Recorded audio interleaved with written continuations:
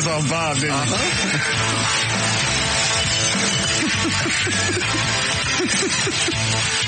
I hate laughing at my own crap, but I'm just so funny. We were driving your car without your permission. My favorite. Bob just walked by and gave us the stare. Scowl.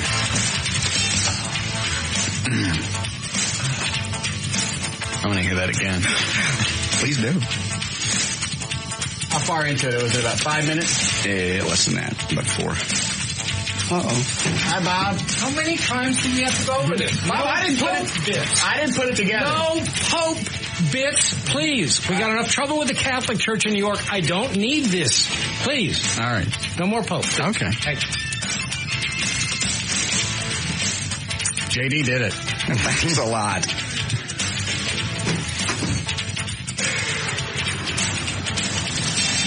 Man, he's been pissy like the last week and a half. Yeah. The issues, I think. I mean, other than being old. Yeah.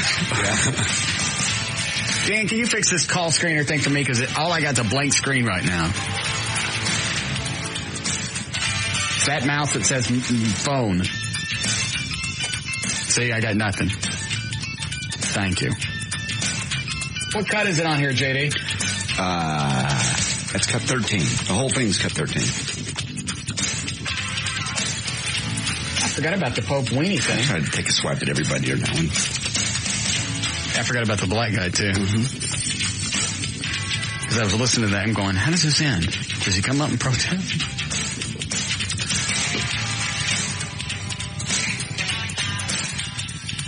What'd you say, about 4.5 minutes? Yeah, 4.5 minutes. Whole thing's like 6, I think. Jab, kiss, smile at. Somebody called Slowpoke Rodriguez. Hey, that's what you like. I forgot about Slowpoke. Yeah. Yeah, Slowpoke Rodriguez. See, he's my cousin. We have a problem in our church. Dan, lock the door, would you? Okay. We have a weenie toucher. Do not touch the weenie. Do not squeeze the weenie. Do not stroke, poke, jab, kiss, smile at, breathe on, swim, bike, or jog with.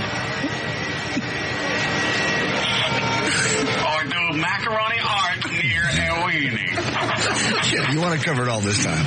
You really do. Yeah, because these bastards are looking for loopholes just to molest kids. The macaroni art exception. Yes. Damn it. Boasted. Do not do any of that with a weenie. Not yours, not anyone's. If a weenie comes your way and you feel weak, look away. Never look directly at the weenie. Sometimes the weenie will talk to you. It will wink at you. It will buy you drinks.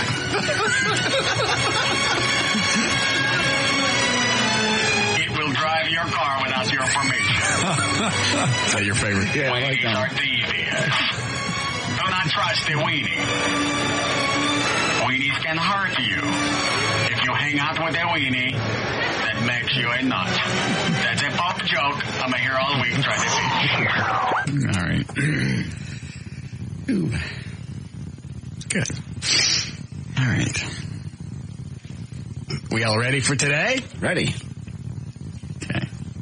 Everett's not in today, so we're already on a roll. He called today and he goes, I'm going to be in court. Tough break. Serve your country. Yeah. I can hear people in the hall. I see that great big green on the air lights working already. Oh, yeah. They got it. And it's on. Yeah, bright. Mm-hmm. Very bright. People still yakking in the hall. Mm-hmm. That's okay. All right. Well, the only thing I had to start with was somebody was knocking at my back door at 2 o'clock this morning. Your back door? I couldn't tell right off which door it was because I was asleep. I actually fell asleep on the couch. Right. And I'd gotten up. Actually, it's about 1:45. And I'm getting ready to go to the bedroom. Just turned off the TV, turned everything off. Made notes for today. And I hear this. And immediately I say, who dare? Yeah. And I thought, maybe I got it wrong. That was something else. Because normally you don't hear anybody knocking near the rear of the house. No. And I couldn't tell if it was a side door. Or, regardless, any door it would have been, they would have had to either hop the fence or got into the garage, to knock on it. So I heard wrong. Ice machine. Who dare? So I went, okay. I'll fetch a gun. Now, one's in my car, and the rest of them were still hidden from when I had everybody over last Labor Day. Friday, yeah. Because everybody had their kids. Right. So I'd put all the guns in high areas. So I had to think, okay, what'd I do with them? Would you like your gun?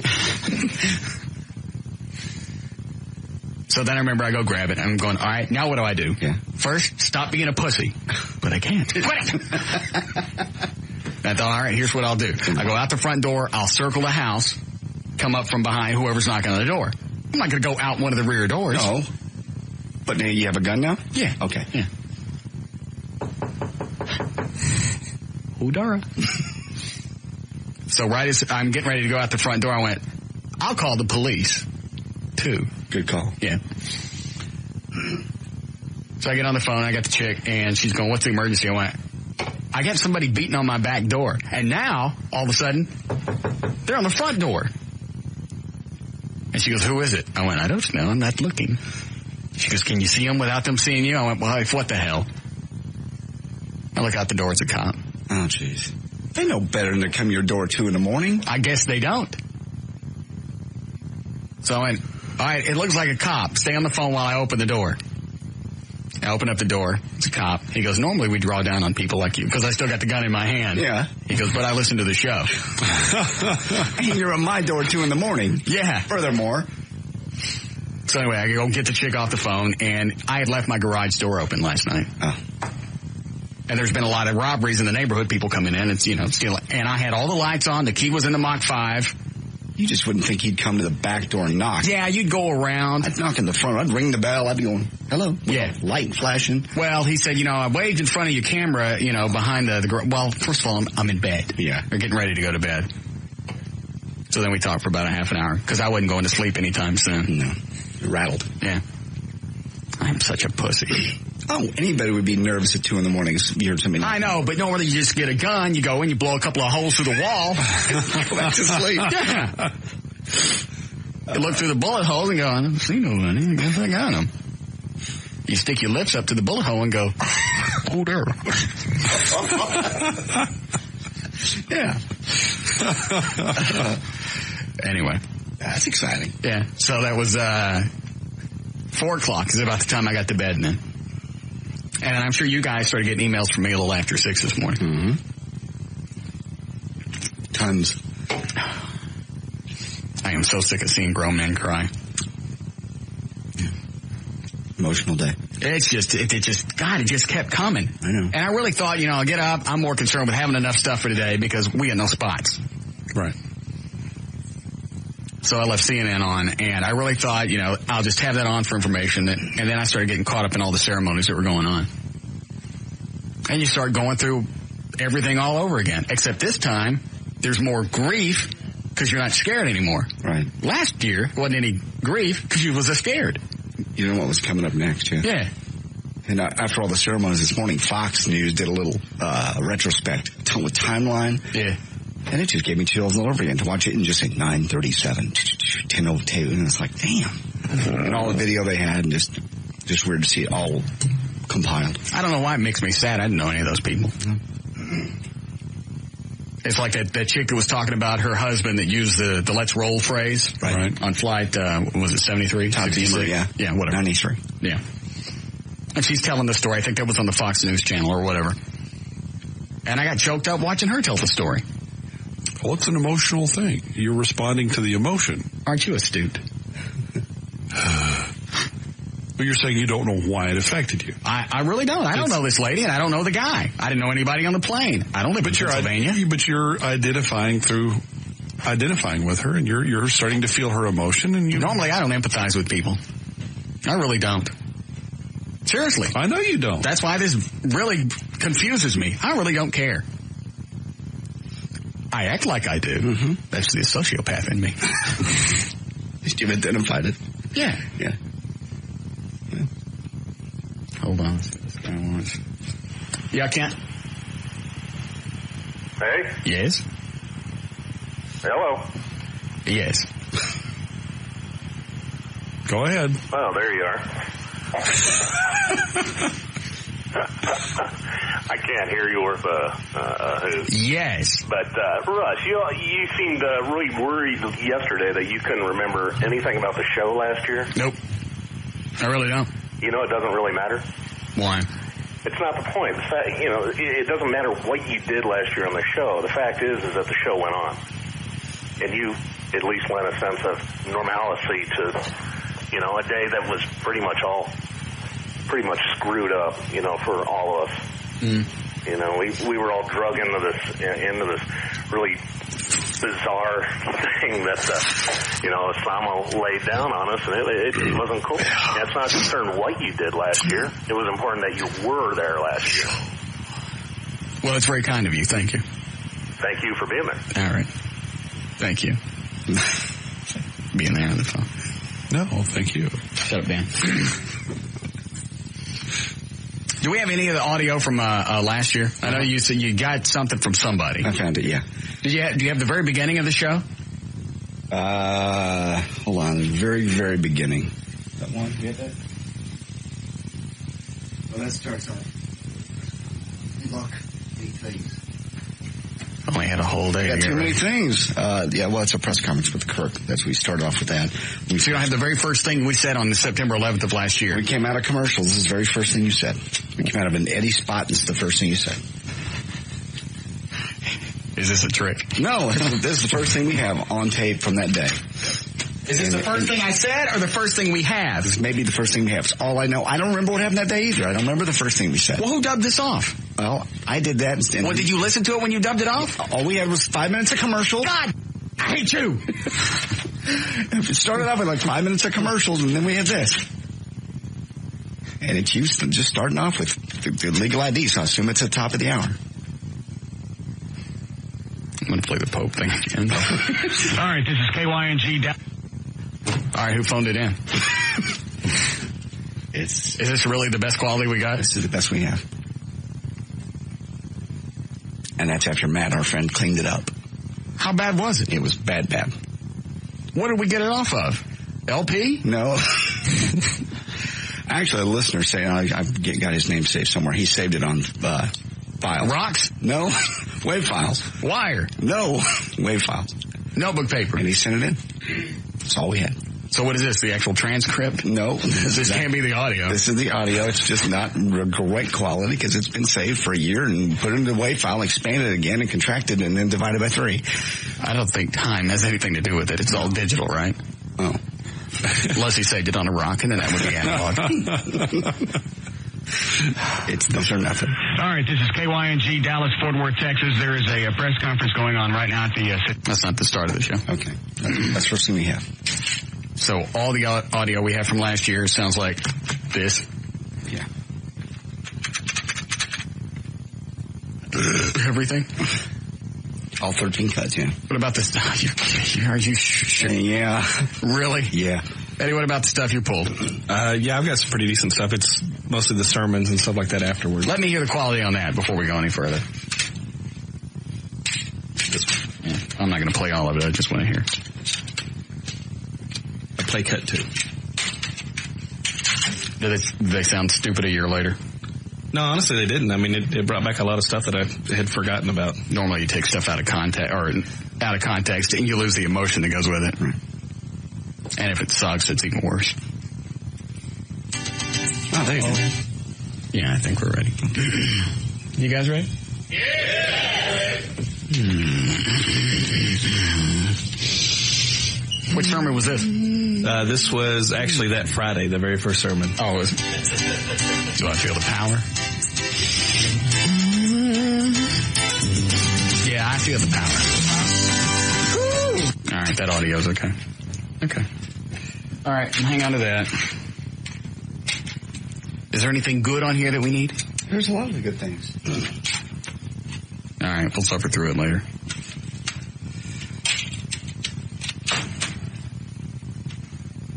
You ready to start? If you'd like.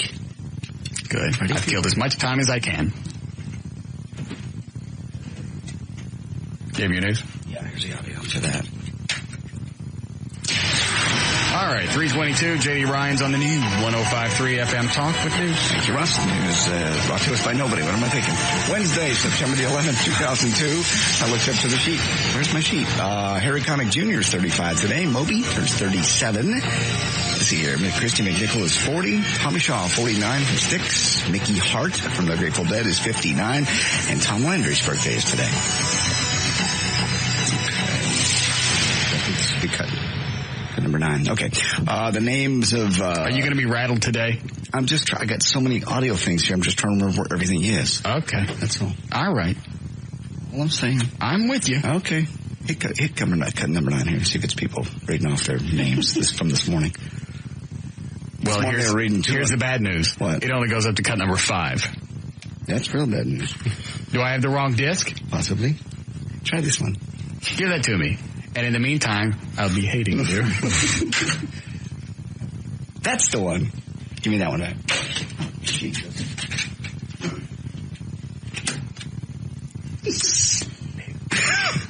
All right, now the names of 2,800. I'm surprised, really. Entertainment Tonight doesn't call us on a regular basis, asking us how we keep the show so slick and formatted. It really is amazing. I have a lot of stuff to put together. What? I just had a lot of stuff to put together. Yeah, nobody knew September 11th was coming up until yesterday. I knew it was coming. Just a lot of stuff happened in the last 24 hours. Okay, what cut am I checking now? Cut number 9, the names of 2,801 people of the dead or missing from the World Trade Center. That's not about what we're about to play, is it? It's just underneath me. It's just people reading names. Okay. Because this morning, the World Trade Center attacks were read today in a solemn anniversary ceremony at Ground Zero. Former Mayor Rudolph Giuliani began reading as the names were being read, accompanied by music from cello and violin. Family members of those who died placed flags and flowers in and around the Circle of Honor set up at the site where the Twin Towers stood. Am I still playing it? That was the Entertainment Tonight part where you just have something underneath you. They do that sometimes.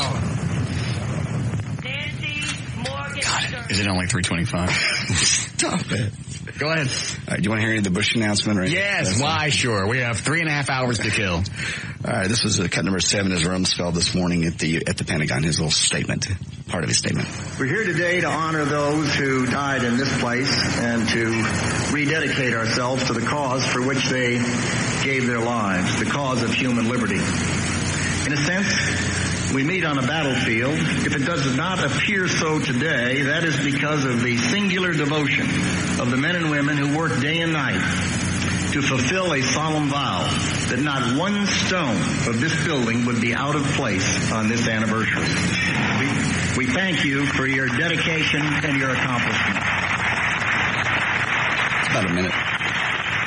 Is there more? Well, this part is about a minute. It's a little bit longer here, yeah. But 1 year ago, this was a battle zone, a scene of billowing smoke, towering flames, broken rock, and twisted metal.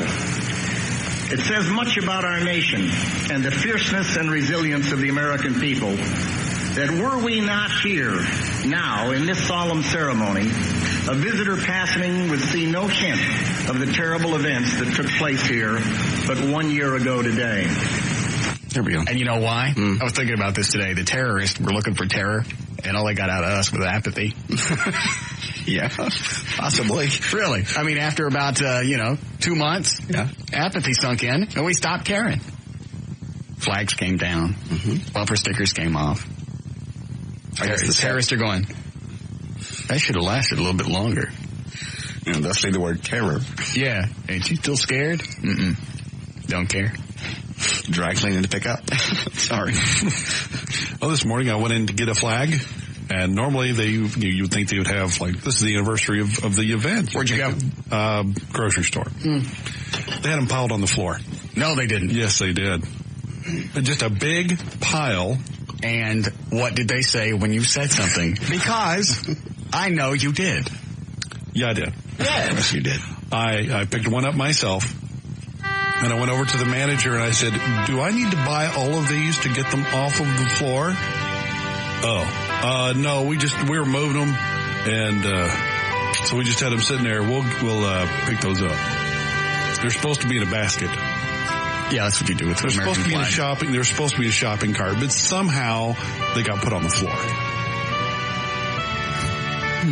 And they were marked down. Jesus. How many did you get? I got one for me. That was it. Did you want me to buy a bunch? Some for us would have been nice. Well, I assume. What kind of flags are they? They're just the ones that go on your car. Oh, the little clip-ons. I don't have one. Well, I'll go back and get you. How much are they? $5. I don't want one. So much for apathy. $5. $5, too much. Too much. When I walked in, I couldn't believe they were on the floor. Go ahead. Big day in Fort Worth, too. They're going to host the National Day of Caring and Remembering the events of 9/11. Activities begin this morning at 7 o'clock. They run until 9 o'clock tonight. Fort Worth, by the way, is only one of 21 cities in the country chosen to host a National Day of Caring and Remembrance. A military guard kicked it off in Sundance Square this morning. The United Way of Tarrant County is sponsoring today's activities. Again, music, prayers, speakers, and they expect about 20,000 people in downtown Fort Worth. So if you work down there, I would start early. What? Nothing. While you're reading, I'm looking at pictures of that Tawny Stone chick. Oh, okay. Oddly enough, so am I. You want to see? Yeah. You're going to have to come around. Look at that. Yes. Yeah. Those are perfect. Has she called you yet, Dan? I called them again today. They haven't been able to reach her. Where is she? I don't know. Are you looking at the one where she's laying on her side? On the futon? Uh-huh. Where'd you guys get those? Listener sent us a link. Mm. By the way, you spell her name Tawnee. Look at those cans.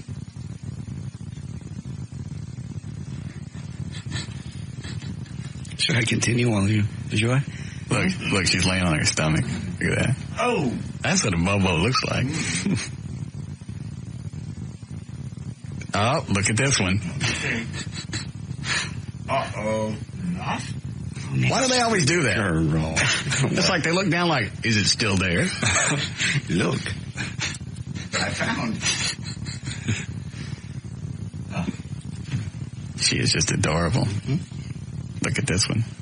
This one says, take me home. Doesn't it? Uh-huh. I like those panties. Fours. Yeah. Looking up. Look at this one. Yeah. She doesn't take a bad picture. I especially like this one. Yep. Look at my what? Hands. Yeah. Yeah, we got to get her on the show. Actually, I'd like to fly her in. Where'd you say she lived now? Phoenix. What is that, about a 2.5 hour flight? No. A couple hours. Yeah, maybe. About 2 hours? Mm-hmm. Yeah. We could get Bruce to fly her in. Make him pay for it. Sure. She'll do an appearance. Yeah. An amazing superstore. She could be my new bitch. Mm-hmm. She can. I'm done with L.A.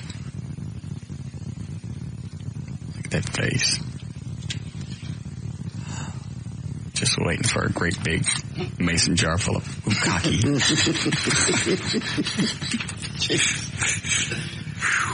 Okay. Which is, as we all know, was a great big album for Cheap Trick. Yes. Third, I believe. Live at Bukkake. Mm-hmm. Security officials grounded on American Airlines jet today at Bush Intercontinental Airport in Houston. How do you get an airport so quick? His daddy. Oh, all right. American Airlines Flight 1702 is being held at one of the runways after being escorted. The flight was bound for Dallas. It was a Fokker 100, and security guys got on board, and basically they said somebody saw a knife or something, or then they'd searched the plane and couldn't come up with anything. The air marshal saw a folding knife. That's horrible. I know. Go ahead. By the way, this big flashing sign in the middle of Tawny's site, the answer I'm saying now is yes. You know which one I'm looking at? Uh-huh. Yes, and I'm sure it is tight. And I'd like to see it. That's going to cost you. Well, I didn't say nothing. Oh, okay. What did I say? No, I mean, that's going to cost you to click on that flashing symbol. Yeah. I don't ever pay for those. Let's see what it costs. Hold on. Because if it's tight enough, I'll pay to see it. I bet it's $12.95. You think? I'm guessing. Hold on. It takes you to her own website. Come on. Quit. Enter. Yes, let me in. Hi, I'm Tanya, and all of my life I've wanted to be an actress. 1 month, $34.95. Damn. Well, they show you the picture of her and her sister? Mm-hmm. No, they don't. For $34.95, they do. Yeah. I've wanted to be an actress. I live in the Midwest. But one of these days, I'll get out of Hollywood. You can say you knew me when. Look. I sent one of my online friends a picture of me, and he said I should start modeling. So here's my squid. You can get a 3-day trial for just $6.95. Get it for me, Dan. The 3-day trial? Yeah. Well, I've been talking to the guys. I'll see if I can get a free pass. I want to see it now. Well, I'll go call him. Yeah, okay. Look at those cans. Just a nasty little girl. I'll call Bruce, see if he'll fly her in. Yeah, Bruce will fly her in. We'll give him a bunch of free radio. I don't care if it's Plugola or not. We'll conceal it. We'll put him on the golf show or something. That's the way Bob gets away with it. I don't know why he doesn't go to prison. I really don't. I don't either. I think everything Bob does on Saturday mornings with that golf show, I think all of it's Plugola. Well, yeah, as long as you're saying it on the radio and I don't think sales. It's all these free trips. I've got to check out the golf courses. Sounds like Plugola to me. It goes through sales. Goes through Griffin. All right, go ahead. A Northwest Airlines jet was diverted. There's another one today to Fort Smith Airport after 3 passengers locked themselves in a bathroom. The other passengers departed from the plane safely. It's an Airbus A320 going from Memphis to Las Vegas. Did you see this one with her in the ponytail? Oh, no. Ponytails on each side. Okay, they know how to take pictures of her. Look, right here she's doing her bunny. He's eating it. Police and firefighters surrounded the plane. Nobody was injured. So that's 2 planes today which had to escort down. Yes, good. Also, a 41-story state office tower that housed the Ohio Supreme Court was evacuated this afternoon after dogs detected the scent of explosives in a van at the loading dock. Bob told me this. This is not in the story, but Bob said the most recent twist of the story is the guy said, "I'm here to install a bomb." The van was parked. Wait a minute. Where did Bob hear that? He said he heard it on Fox News. I said, "Show me a printed story before That's why I'm discounting. Some guy comes up and says, "I'm here to install a bomb." At the James A. Road State Office Tower. When they asked him, because the dog sniffed the van and it had explosives in it, right? And they asked the guy, "What are you doing here?" And he goes, "I'm here to install a bomb."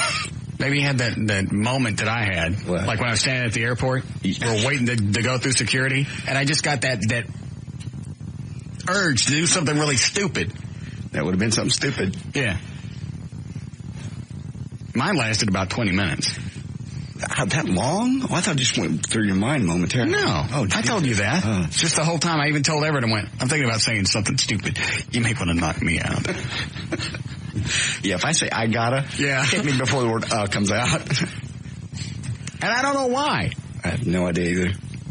I mean, it's just like, it's like one of those, normally it's a fleeting moment, like you're driving down the freeway and you're going, wonder what would happen if I just veered off to the left into that bridge support. Mm-hmm. Or off this bridge into this lake or whatever. Yeah. Wonder what would happen. Maybe you just keep going. And you don't think about it much longer. Maybe because you're driving and you pass it. Yeah. Maybe. I stood in that same spot, for like a half an hour. About 10 minutes into it, I had this desire to just scream, "I got a gun!" Man. Just to see what happened. Yeah, it would have been interesting. They'd let me go, wouldn't they? Eventually. You'd been brought up on charges. I didn't have no gun. It's a terroristic threat, even if you don't have a gun. I didn't say what I was going to do with it. And I didn't say I had it at the airport. Try that in court. Go ahead. You and Everett. No, not ever again. All right, go ahead. 21-story building and we evacuate. 21-year-old woman hoping to meet Justin Timberlake outside a Los Angeles radio station was struck and killed Monday night by a drunk driver. The woman who was not identified was among a group of people who gathered outside Kiss FM, where Justin was giving an interview. She was struck by a pickup truck traveling in reverse and dragged about a block before she fell into the street, and the driver took off. Cops caught him a few blocks later. 23-year-old Cameron Duty. His bail is $1 million. She was run over by a duty. Yes. Yes, she was. Go ahead. All right. And we have other audio from today and other stuff, or we can go into our other exciting audio, which is on that. This is the entertainment type audio. What was the other audio you were going to give me? I've got Bush's first announcement at last year at the school. I got him at Yeah, let me hear that. Okay, that's already in the machine, I think. Okay, what cut is it? Cut number 1 is the first announcement he made when he was at the school, when the guy leaned over and whispered in his ear and he realized he couldn't read to the kids anymore and he had to go. This is what he said. Right. On his way out. How come I ain't hearing it? Wait a minute. Nope, not right. That's why I'm not hearing it, because I'm stupid. Today we've had a national tragedy. 2 airplanes have crashed into the World Trade Center in an apparent terrorist attack on our country. Terrorism against our nation will not stand. And now if you join me in a moment of silence.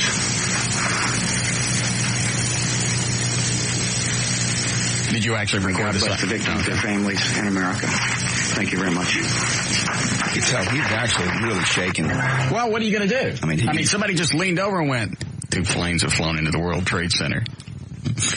I should get up. You could tell he just took it all in. They didn't initially tell him after the first plane, did they? Yes, he knew after the first plane, but they didn't know at that point. They thought it was an accident? If it was an accident or not. That's what I thought. Yeah. Oh, I did too. Because Matt Waters, the guy that does our computers, he's the one that called me September 11th of last year. Because, have you turned on the TVs yet? No. We're under attack! I swear to God. Well, first of all, he's a military nut. Yeah. Because we're under attack! Plane hit the World Trade Center! Maybe it was just a card. Who would think terrorist? Yeah. You flip on the TV, you see one of the towers on fire, and you're going, hey, what kind of idiot runs into a building? On a beautiful day. It's not like it was rainy, and you couldn't see it. Then the second one smacks, and seriously, I still didn't think terroristic threats. I'm going, what, have they got magnets in these buildings? Because no... How could it happen? What's your point of reference? Yeah. How could it happen? It wasn't a military installation. You know, if it was, then you would think the first plane, hey, that's some kind of terrorist thing. But the fact that it was just a, regular building, then it dawned on me it's probably not good. Maybe we are under attack. Didn't take me long. Cut number 2 is CNN Live when this guy was actually talking with the tower behind him when the first tower collapsed. And he turns around and goes, ooh. CNN. There has just been a huge explosion. We can see a cascade of sparks and fire, and now it looks almost like a mushroom cloud explosion. And I'll tell you that I can't see that second tower.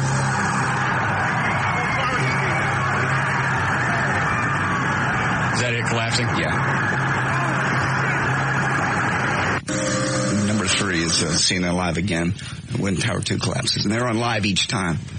I remember watching on Channel 4. I saw it on ABC. Yeah. And the guy kept telling Peter Jennings the towers collapsed. And he didn't get it. Yeah, collapsed. What do you mean? Yeah. That means falling down. I was like, it ain't there no more. Peter. Maybe if you weren't from Canada, you'd get it. I'm sorry, what's this, the other tower? This is the other tower falling down live on CNN. How did they know to run music underneath it? It was part of a produced thing I got from CNN. Oh, okay. How did they know to run music? How did they know there was going to be scary music underneath it? Well, I didn't know. We're just playing it, and it's got music underneath it. I should have explained that. I'm sorry. This is from their special. All right.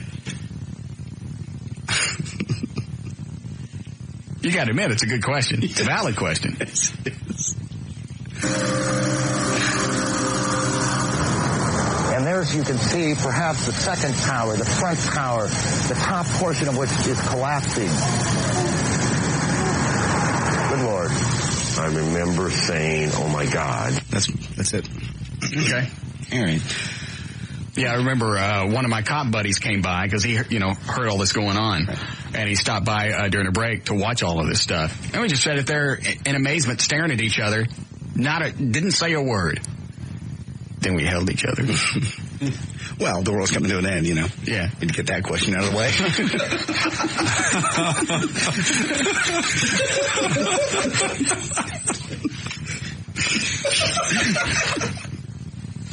Yeah, okay. I got more. We can save it. Save it for what? We got to talk till 7. We got no breaks. We got nothing. We will be taking the breaks like I explained yesterday. Okay. And luckily, since Everett's not here, we don't have to worry about somebody wigging out and cussing in the studio while the mics are on. What is that, Dan? Can you see it? Yeah, who is it? That's Tawny. Oh, yeah, that's another one. She's in the pool. Their panties off. Yeah. Well, what did you find out? I got us a password. Oh, did you? Yes. That's from the members area, that picture. I want to see some impact. I want to see her move. Okay. Has she called yet? No, she hasn't called, but I talked to one of the guys over there. They are trying to set that up. Yes. We'd like to fly her in town. Yes. Working on that, too. Hold on. Bruce is on the phone. Yes, Bruce? Flyer. I'll go pick her up. Will you really? Oh, yes. What about a talent fee? What do chicks like that normally make? Well, it's somewhere between half and all of my income. Well, what? What do they normally charge? Well, for an appearance? Yeah. $500. Really? Plus expense. Well, but she's not a known name and she doesn't have any titles. Oh, she will be. Have you seen pictures of her? I'm looking at them right now, and quite frankly, like I said, I'll go pick her up and ride her back here piggyback if that's what it takes. Yeah. Okay, so we've got airfare and a talent fee for her to appear at Amazing. And a place for her to stay. Yes. Yes. Now, No, because I know what the other question is going to be. What is the other question going to be? Can you get in the movie? That is? No. I got to see her in person. I don't know what it is. She's not beautiful, but she's just damn cute. So next door, girl next door-ish. Yeah, and I love the one with the little ponytail. And the pictures aren't like overly produced. It's not like all kinds of lighting. They look like you could have taken them yourself. In your house. In your pool. I don't think I could stand it. Seriously, if she came over to my house and just got naked, I wouldn't even have time to get my clothes off. Just she's bailing. She just looked up when I said it. Seriously, can she hear me? No. What she did? It's I downloaded one of the impacts. Yeah. She's going to shave. She's shaving. She's sitting in the tub shaving. Yeah. Everybody out of the studio. What else is on there? There's about 20 impacts on here. It's the Tawny and Tori. Yeah, I want to see that. Are they naked? Did they bump? Looks like they do get naked, yes. Yeah. The car wash is a video. Yeah, I want to see that. Only if they're naked together. Office tramp. Yeah, open that one up. You know what we're going to do today? Yeah, this is our remembrance of something. Cheerleader, and then a couple of them that I can't read the name of. Yeah, do the cheerleader. That's one that excites me the most. I like that one. Go ahead, JD. Oh, there's more audio. I'm done with news. But are you? I mean, we can do Bush when he landed, because immediately when it happened last time, he was bouncing all over the country. They put him in Louisiana first, and he stopped. Yeah, that's where I had somebody. Just really. Well, what are you gonna do? Yeah, what's in Louisiana? Who's gonna blow up Louisiana? Yeah. Why waste a bomb? So cut number 5 is Bush when he landed. Smoking today. When he landed in Louisiana. Cut number what? 5. Okay. This is his little statement to let everybody know he's safe.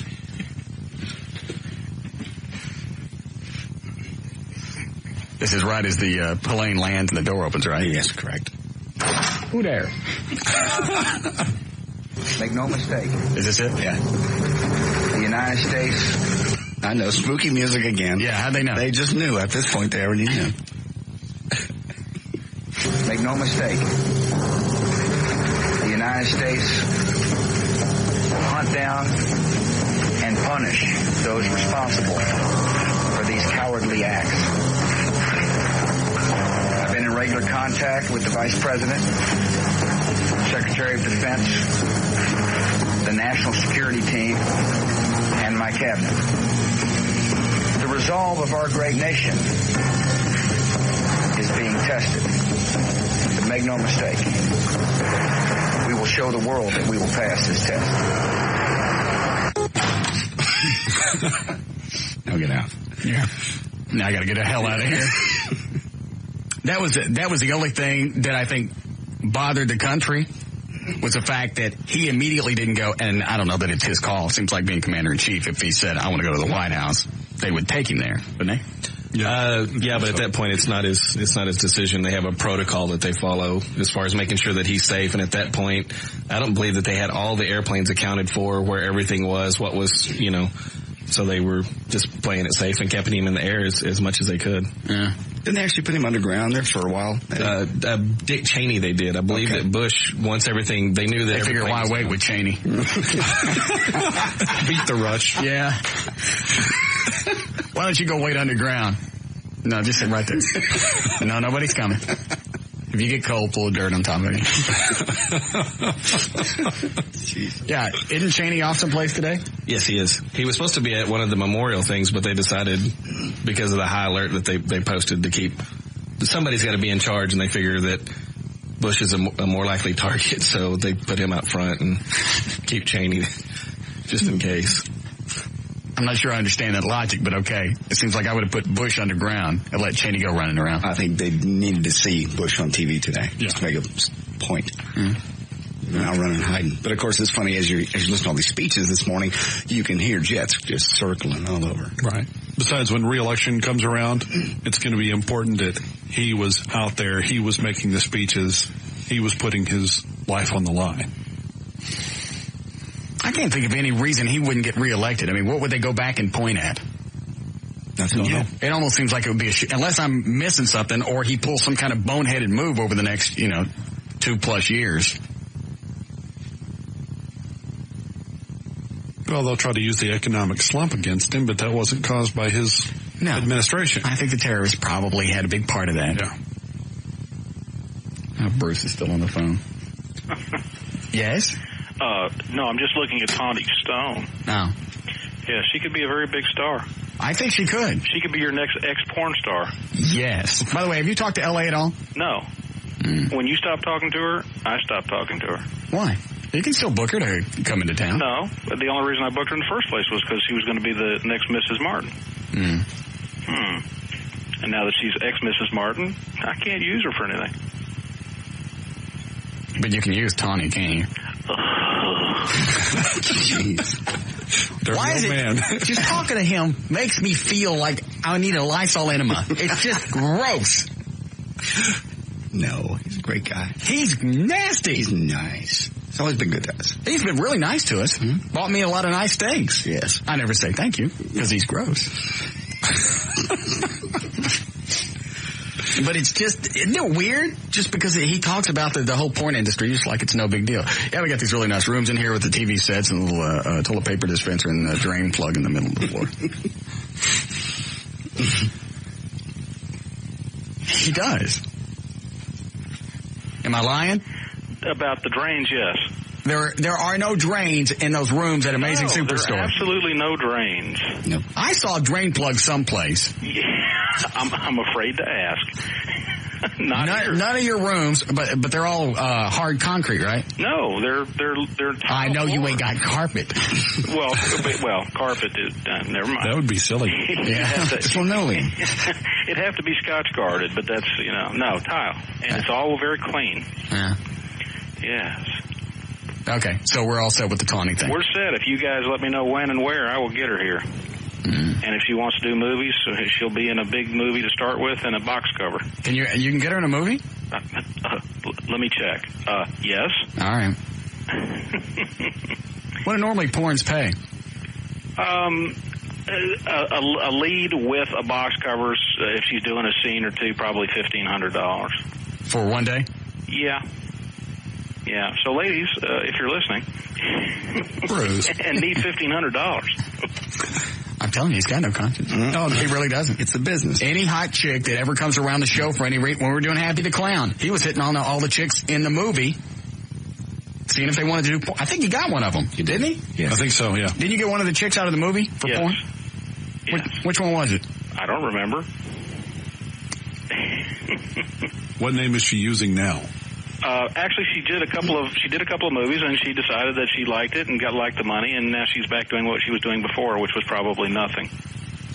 Well, if she liked it and liked the money, why'd she stop? I don't know. Well, I do know, because it would have involved moving to Los Angeles. Oh. And her boyfriend wouldn't let her move. Oh, but it was okay to get screwed by other guys. Of course. Okay. That wasn't the issue. The issue was having to have her 1,400 miles away.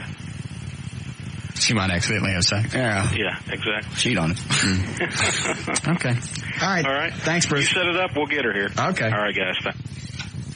I want Tony Stone. I am working on it for you. And what is this pictorial with her and the fat guy? That's just gross. Right there, can you see it? Oh. That's like an old man fantasy type thing. They throw those in there just to make old guys go, I could get girls like that. Yeah. Oh, I never thought about that. Yeah. I'm watching her jump up and down on a bed. Let me see it.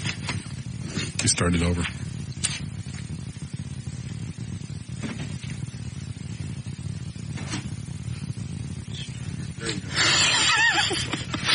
I'm a cheerleader. What did you guys do on 9/11? We looked at cheerleaders dance topless. Then suddenly, for absolutely no reason whatsoever, when she comes to the studio, whatever day it is, I want a mattress in here, and I want her jumping up and down in that cheerleader outfit with no top on. Okay. That's my fantasy with her. And then the shower. I want to do the shower, too, and I want to shave naughty bits. She does a shower one, too. There's a bunch of good ones on there. She's just so cute. Her sister's cute, too. Yes, Luke? Yeah, I can get Russ on the Tawny Stone site for free. We're on it already.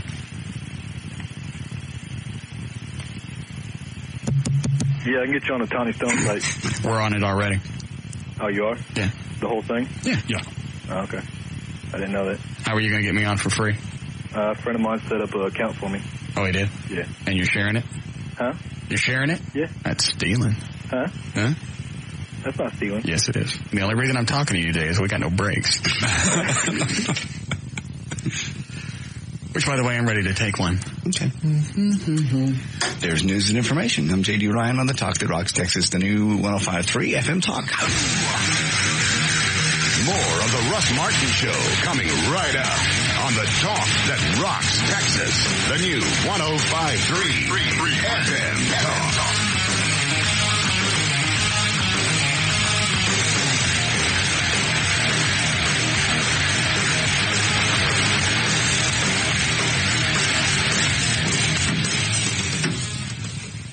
Can you fire that ID for me? Fire it now? Yes. Fire it in a couple of minutes during the break. Anybody want to take a break? Daddy, you're in charge of the delay.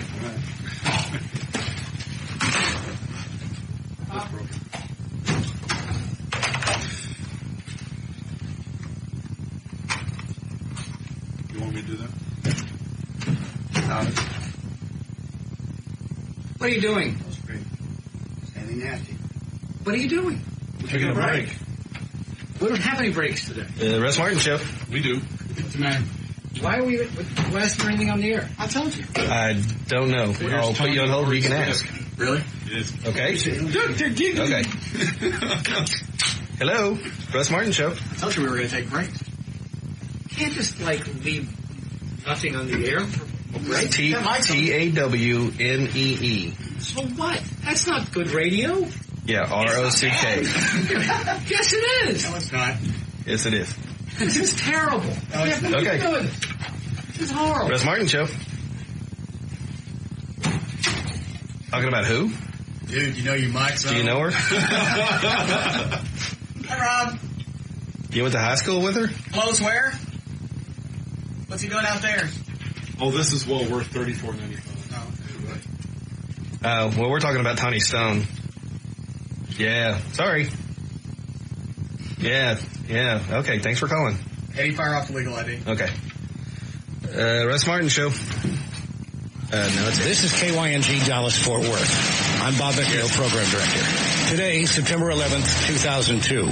The programming on the new 105.3 FM Talk will be a little different. Each show, in their own way, will dedicate the stage to remembering. There'll be no commercials and no promotional announcements. I encourage you to listen and to participate. Call us with your thoughts and memories. 214-787-1053. Today will be a little different. September 11th will always be different. It's our legal ID. What do they want? Yeah, okay, thanks. The Russ Martin Show. Why don't you go see if you can get Dover on? You want to talk to Bob? Yeah, call him in his office. Eddie's doing his own show. The Russ Martin Show. Oh, okay. Thanks. Russ Martin Show. Okay. Do what?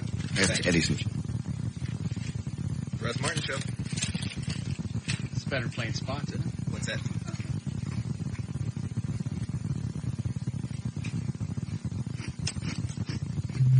Maybe on-air light went off. Just we're off the air. Okay, hang on. There's two on hold that want to talk to you when we come back. When we come back? Yeah. All right. Bring us back in about 30. Okay. The Russ Martin Show. Who? The Russ Martin Show. Okay. Thanks, man. Russ Martin Show.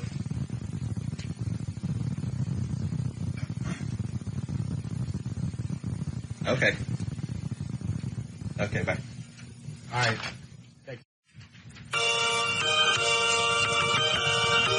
And now, back to the Russ Martin Show on the talk that rocks Texas. The new 105.3 FM Talk.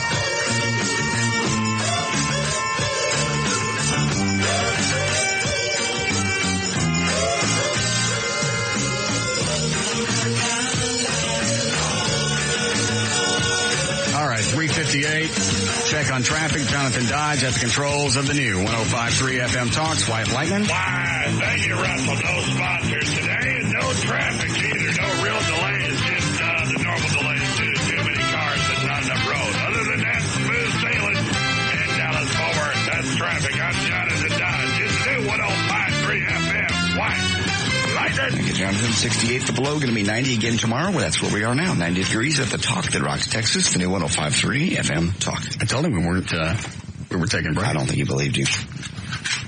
When did he come back into the studio? Just as soon as you left. The minute you walked out, he walked in. What was the first thing he said? What are you doing? And we both went, taking a break. I told him yesterday we were taking breaks. I know. He just didn't. I don't think you really thought you'd do it. That's what we're doing all day. That's what happens when you don't have spots. Mm-hmm. I'm not talking for 4 hours. I got to go to the bathroom. I got to get stuff to drink. I just got to get out and walk around. Huh? Not like we can fire off, Stairway to Heaven. Go ahead. You're on the air. Hello? Yeah. Yes. Hey, do you have any total regard for whatever happened on 9/11? Yes, I do. You do? Yes. I mean, y'all want to just sit there and talk about porn. First of all, let me explain. Let me explain. Hey, you want? Okay, you're on hold. Which line was he on? 8? 5? 7? You want to listen? You want to run your mouth? You asked me a question. You want the answer? Go ahead. All right. I'm going to do the show the way I want to. I don't recall asking for advice on how to do it. Well, I'm going to do the show the way that I want to.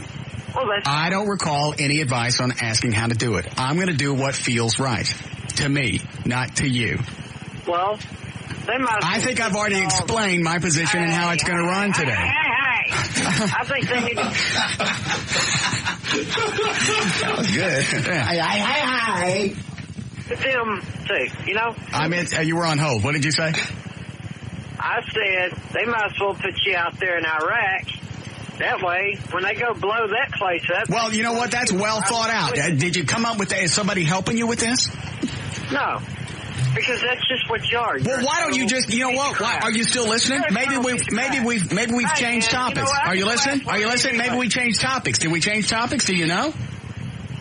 No, because it's about 9/11, not about... No, the show's about what I want it to be about, not what you want it to be about. This is about me, not about you.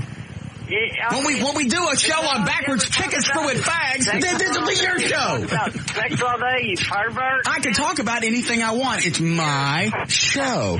You know, I don't come into your house and tell you to stop talking about your teeth falling out. What do they call you, Mr. Beat It? Yes, that's what they call me. Dude, really, you're going to have to do better than that if you're going to try and piss me off. Right now, you're just stupid. Yes, you are. You're trying to, but you're too stupid to do it. No, I ain't stupid. Yes, you are. I'm sorry. Yes, you are. Yeah, you're stupid. Yeah, right. Stupid. Yeah, right. There's a lot of people out there in New York that got hurt last year, and that's all you can talk about. You know what? I've seen it, and I've talked about it for the past year. Why don't you go find a news station that's talking about the stuff that you want to hear and stop trying to change what I'm doing?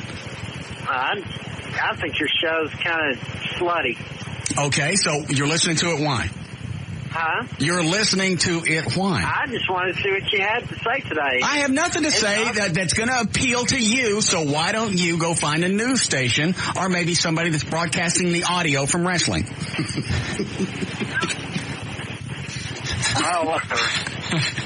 I think you ought to find something better to do. I don't have to do... No, dude, I'm not doing this for you. I'm doing it for me. If I cared what you thought, then it would matter. But I don't, so it doesn't. Damn it. I could milk him for another at least minute and a half. Yeah, he gave up too easy. Pussy.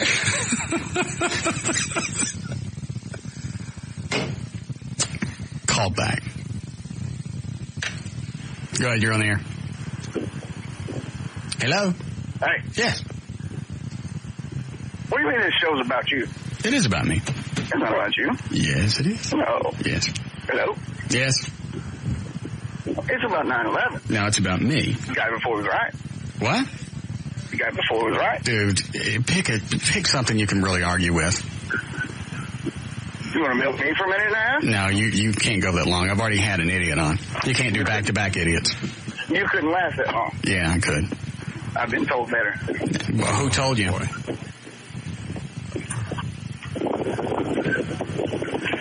I don't understand what you just said. This end of the phone.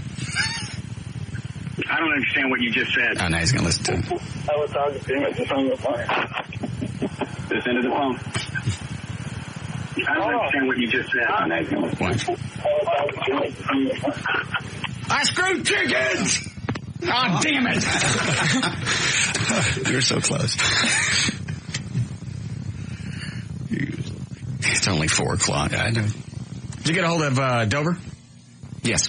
How do I, can I bring him up to the console? He knows. Right there? Yep.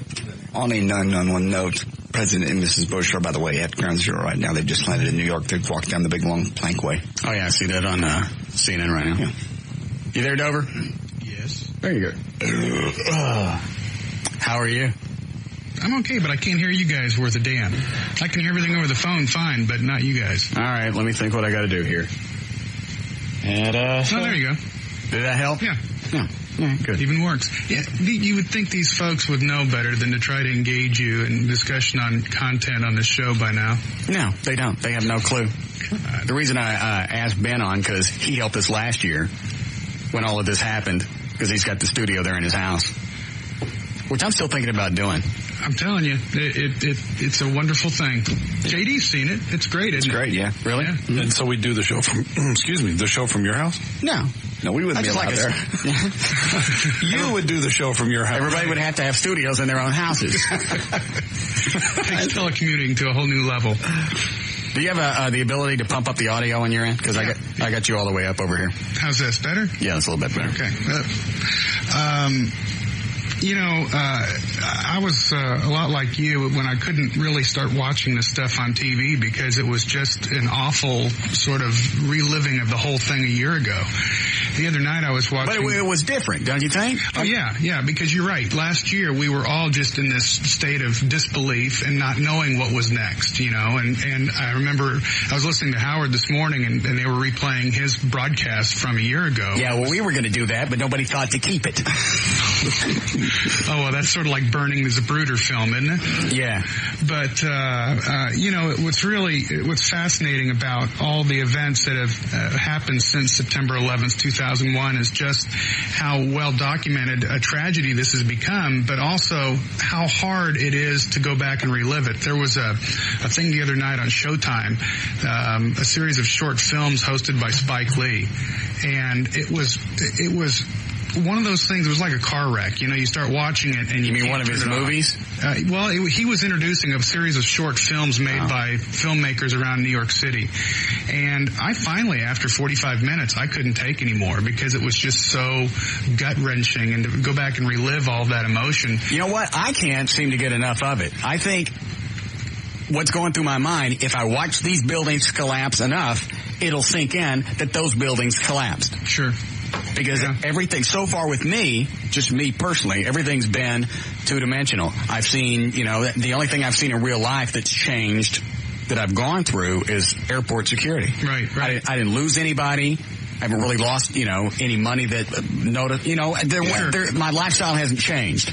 Well, and I think that's interesting because mine hasn't either. I mean, everything around us has changed in terms of the way we look at each other at airports and high security areas. But, I was out at the store this morning and it was amazing. It was almost identical, the same sort of pall that was hanging over North Texas a year ago today. There was that same sense of I don't know. It was a sadness this morning, and people were really being nice to each other. It was like it was a year ago. Yeah, and the sad thing is it'll stop after probably tomorrow. Yeah, the Dallas Morning News had an interesting review a week ago, and it caused quite a backlash. Actually, hold on just a second, Benjamin. Just hold on a second. All right. What is it, John? You can hear me? Yes. Hey, I just got a question, man. You're sitting there, you act like you don't want to talk about the 911 thing, and you're grumping because you can't sit in there for 4 hours in an air-conditioned building. Yes. But all these guys down there at Ground Zero could work their asses off 24 hours a day. Yes. You're in there whining about 4 hours. I can do that. Because you're a pussy. Okay. You're a little bitch. Yes, you're right. John, I just said you're right. Okay, good. You're still a little bitch. I'm a little bitch. I'm a pussy. You're right. Why don't go to break to this? John, I just said you're right. John, you're right. You're absolutely right. I agree with you. Okay. So why are you still talking? I agree with you. You're right. I'm just talking back to you. I'm done talking to you. Hey, by the way, I love your show. Can't win. It's like that black guy from the best of that you played earlier. Yeah. I really thought, God, he had one. Dang it! I really thought we had a protest coming. Oh, come up there with the Black Panthers. Finally, thank God. Yo, man, we was kidding. We ain't protesting you. We love you. We love you, man. You lazy bastards. I'm sorry, Ben. You were no, that's all right. You were in the middle of a very valid and poignant point. Well, it was just there was this book review in the morning news about a new book from Alan Dershowitz, the famous Harvard lawyer. Is that the one you emailed me about? Yeah, and it's called, the name of the book is Why Terrorism Works. Dover's all twisted about all this stuff because I sent him an email. And I said, would you like to be on the show, whatever today is, Wednesday, since you helped us out last year? Mm-hmm. Just a little, reminisce. I got an email that's like, as long as my foot back, bitching, and so I sent the same email back. Would you like to be on the show Wednesday? I was just warning you because I didn't know what sort of discussion. Obviously, it was a tough year ago when we were on doing this, and I didn't know how hard a news edge you wanted to take on this. Because I like to explore everything, but not for too long. No, okay, well, we'll just cut this quick. No, Bomb the bastards. All right, so how's that? The Dershowitz guy wrote a book about what? Well, what's really interesting is this guy is such a protector of our civil rights, and he's the one that always seems to be representing the bad guys. And here's 180-degree turn for this guy, and now he's coming out saying, maybe terrorism has its valid points, and maybe, we need to turn around and use the sword against them and start using controlled torture to get information out of people. Quit taking this high road crap because it's not working. And by the way, why do we continue to care about what the rest of the world thinks about us? I should have wrote a book. I've been bitching about this for the past year. Well, you have. And, could you imagine how wonderful it would be to have somebody with the nuts of like Harry Truman? I mean, Harry S. Truman had the balls to push the button. Let me guess. You don't get to talk like this on your show on KHF. Actually, I do get to talk like this. They let you say, They let you say balls? Yes. Yes. And nuts? I've said it before. Yeah. Yeah. Do they, will they? I think they draw the line on that, but Well, we do it too here. I hit the delay. God, you're awful. Oh, you really are. All right, so he's in favor of torture. Well, yeah, and it's basically play by the same rules that these jerks are playing by, and that is no rules. And quit worrying about what the rest of the world thinks about you, and let's get this thing on, because I'm telling you, this guy, Saddam Hussein, I sent you guys a link to an article on Maxim Magazine's website. I didn't read it. And this article came out 3 weeks before September 11th last year. Is this it, Dan? That's it. It's 5 pages. Oh, Dan printed it out for me. And it's a fascinating article about Saddam Hussein. They didn't have any pictures. No pictures. It's Maxim Magazine. Yeah, well. Should be at least a chick with some yams. Not on that page anyway. All right. But this guy is such a bad dude, and I don't think people really understand the gravity of what he's capable of doing. And I really think that he is a 21st century version of Adolf Hitler. And, we had these isolationist policies back in the 1930s. We buried our heads while 6 million people were executed. And I think that it's going to take another Can you hear me right event, now? We can't hear me with this off. The same magnitude of what happened a year ago to get our attention. How about we could do this? Off the dime. We could let him talk during the break. We take a break and just let him talk. I'm not trying to stir people up today, but it's round up. We'll take a break. And just don't tell him. And willingness to take whatever aggressive action needs to be taken. He can have like little 3-minute shows. It's a danger to the entire planet. Shut up, Dan. Okay. Hold on a second, Benjamin. Oh, is that the guy that called earlier and said he didn't like the show today? Oh. You there, Marvin? Yeah. Pussy. Go ahead, Ben. Why does this guy listen? Because he's stirred up. He can't help it. The show is riveting. Listen to it. Here's another example why the show's riveting. Yes, Jake? Hey, Russ, you guys have nothing better to do today? Can I turn my radio up real loud and just say, moo? Yes, I can. Turn it up. Hey, Russ, you guys have nothing better to do? Moo. I'll just do that for 5 minutes. You can take a break. Yes, I can. Moo. Quit it. There, thank you. Always fun regardless of what's going on. Boy, I'll tell you. You should do that on KFI. Yeah, in California. Yeah. But anyway, I just, I didn't, when I'm sitting here trying to figure out what you want to talk about today. I don't really care. And where we All were I know is it's 4:15. You just got another 2 hours and 45 minutes, don't you? Yeah. 3 hours. Yeah, with no breaks. And we found out about this Monday. Mm-hmm. And no best ofs. You can't play anything from last year, from any day after. JD's got a bunch of clips, but the audio sounds like crap. Is this it right here? Yeah, I believe it is. Yeah. Give me one of the sermons from last year, Eddie. Do I still have the is it this it? Hold on, Benjamin. All right. By the way, it's lovely audio you have in the background. Was that a computer on? Fan? You can hear my background? Yeah. I guess you're picking up the outside noise here. Let me turn this down. You didn't get soundproofing for that room? No, because, I don't have the luxury of being on an FM station. I'm just on a little AM where you can't tell. Actually, I'm on the same settings I used for the LA show, and they're different settings than we had last time, so it's probably different quality. No, it sounds fine. What cut, Eddie? Cut 1 has a setup for the phone call all the way through, and cut 2 is just the sermon. It's just the what? Just the sermon. Oh, okay. All right, here we go. This is from, what day is this from? This is from the Friday just after 9/11. Is this the Freedom Sermon? This is actually preaching to the terrorists. Okay.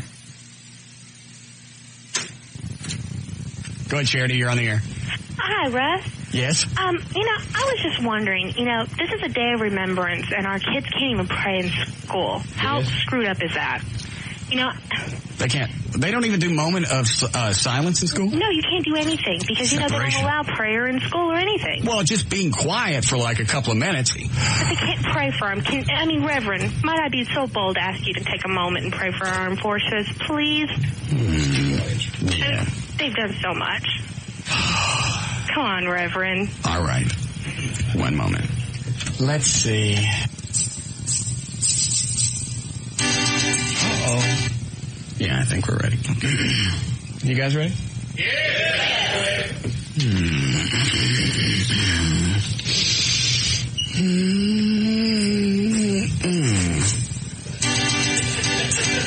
Do I feel the power? Yeah, I feel the power. Woo! See my bow tie, tie my bow tie, see my bow tie, tie my bow tie. Woo! Where's my congregation? I say, where's my congregation? Amen? Woo! Dear Lord, this week has been a mofo.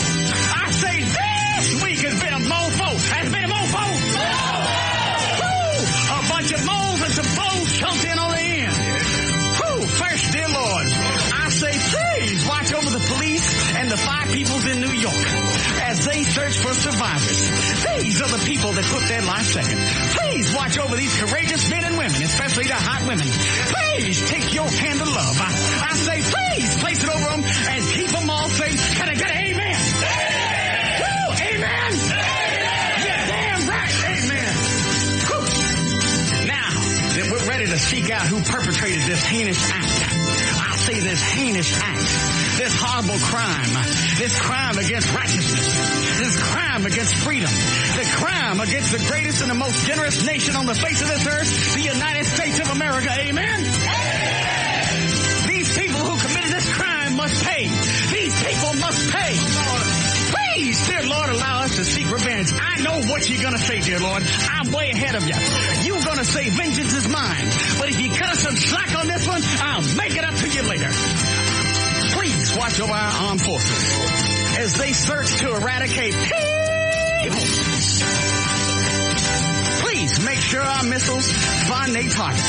Please send angels of ICBM down and guide our armed forces as they send welcome messages strapped to the side. I say strapped to the side of the finest armed projectiles produced by the United States of America. Please let these missiles find Osama bin Laden. Please let them find Osama bin Laden and ram them straight into his cowardly children-killing, camel-screwing, chicken-sodomizing, sand-eating, mustache-mother-having, always looking like he just got out of the shower, no-shaving, goat-snatch-face, having spineless ass.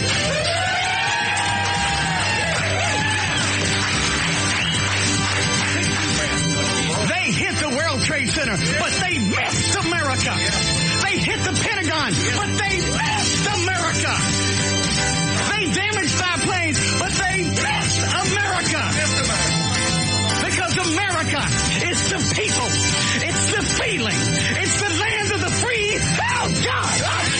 It's the land of the free and the home of the brave. And Osama bin Laden, you were about to get a boot shoved by almost 3 million people shoved right in your ass. Woo! Gotta get amen. Thank you, Lord. I say thank you, Lord, for putting us on the greatest country on the planet. A place to be free, a place to be safe. God bless us all, and God bless America. Thank you.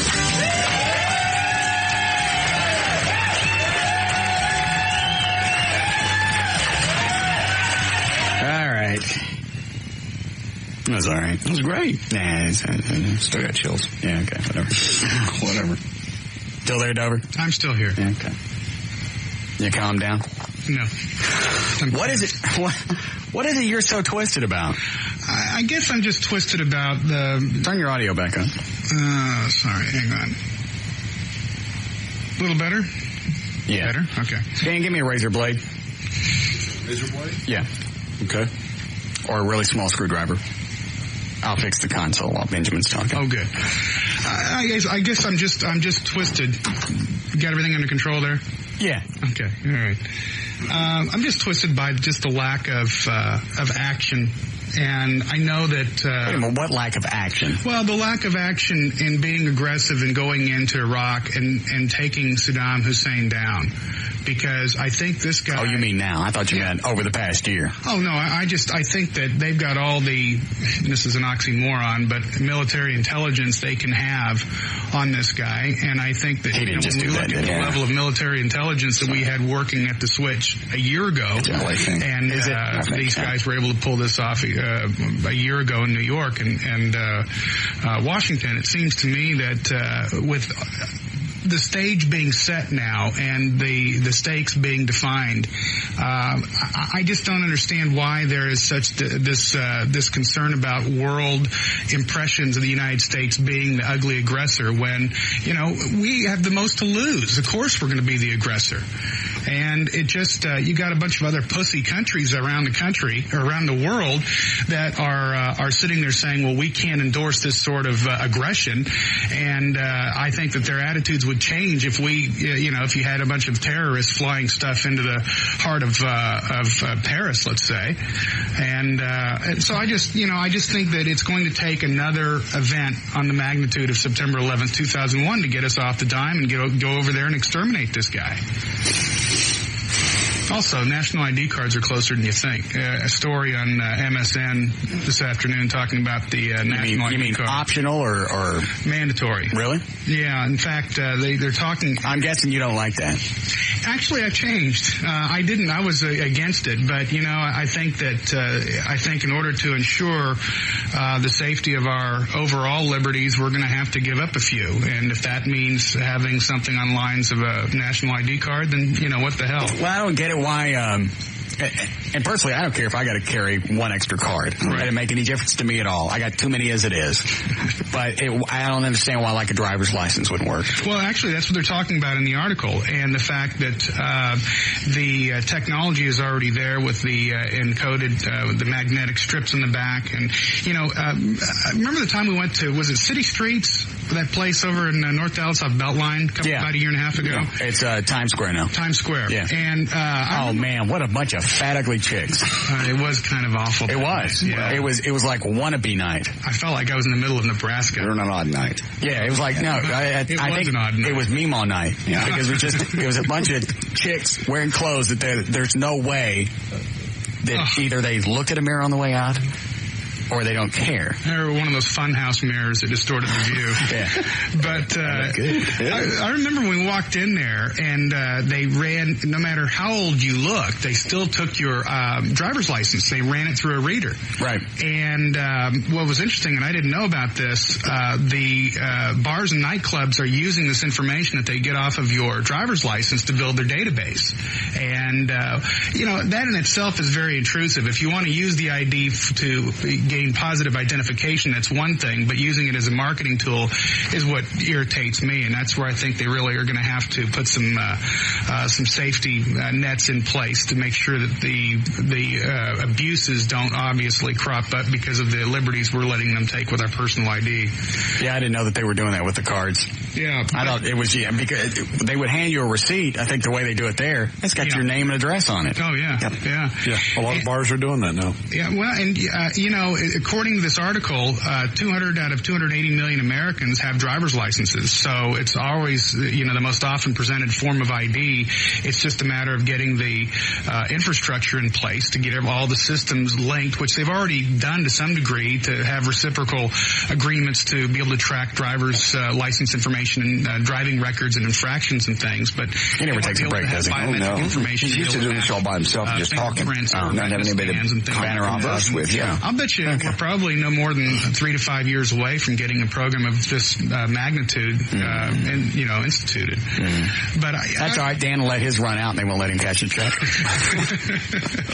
But I've been a privacy advocate for a long time, and I've been very cautious on giving up any rights. And I know it's a slippery slope, but at the same time, I think that we have to be looking to do whatever we can to try to cut these bastards off at the knees. So they let you say all these things, bastard and pussy, nuts, balls, everything on KFI? Yeah, you bet.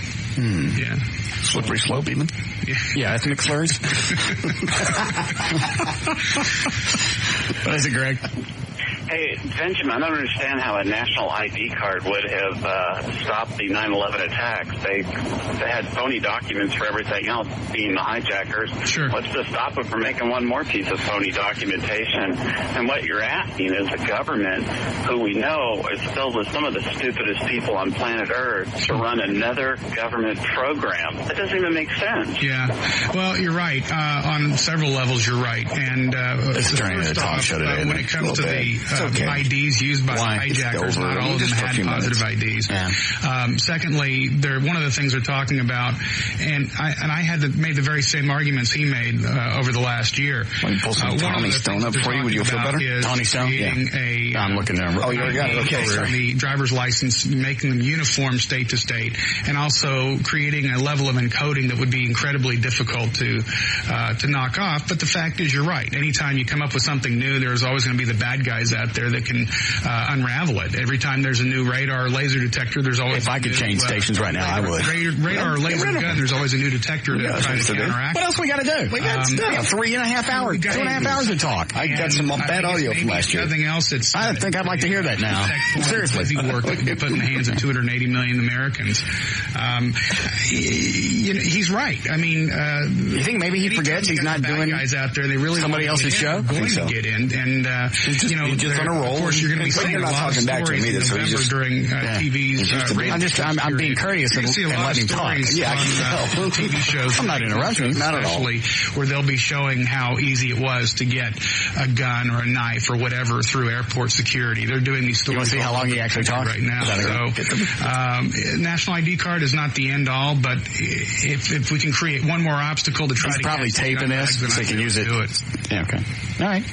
And it beats a Sam's card, right, JD? Yeah. Some people don't know that story, but yeah. Oh, that an airline let you on with it. It's funny. Dan couldn't cash a check with his driver's license because it was out. Yeah, because it was 5 days out of date. 5 days old. They let JD on an airplane and where? 2 weeks after September 11th in Las Vegas. Yeah, I was just panicked. I just lost my driver's license an hour before I got on the airplane. I even had it in my pocket so I wouldn't lose it, and then somehow I lost it. But anyway, then I walked up and I went. He goes, "You have any other form of photo ID?" And I went, "Sam's card." He went, "Okay." I thought he was kidding. I really thought he was kidding. I went, they're going to jump me halfway down the... I'm going to turn my back. You're not going to shoot me. All right, so I can get on with my Sam's card and his box of knives? Are you sure? Okay, see you. Hold on a second. Yes, Chris? Yeah, I don't know what kind of show y'all are running, but it's been at least 15 minutes since y'all talked about that naked girl jumping on the bed. Yeah. So, all this remembering stuff, I mean, what the hell are y'all doing? I mean, you're downloading... Well, A, you can't say the S word. And B, I'm sorry. And I'm doing both. I'm remembering and I'm looking at porn at the same time. Well, could you please talk about it? Because I ain't got one of them passwords. What do you want to know? There's a picture of her in nothing but little white bikini panties. And she's got little ponytails. She's adorable. Does she have silver dollar nipples or the kind of you dial a telephone with? No, they're about they're about silver dollar size. Oh, cool. These actually are some of my favorite. Wait, hold on. Could you talk a little slower, please?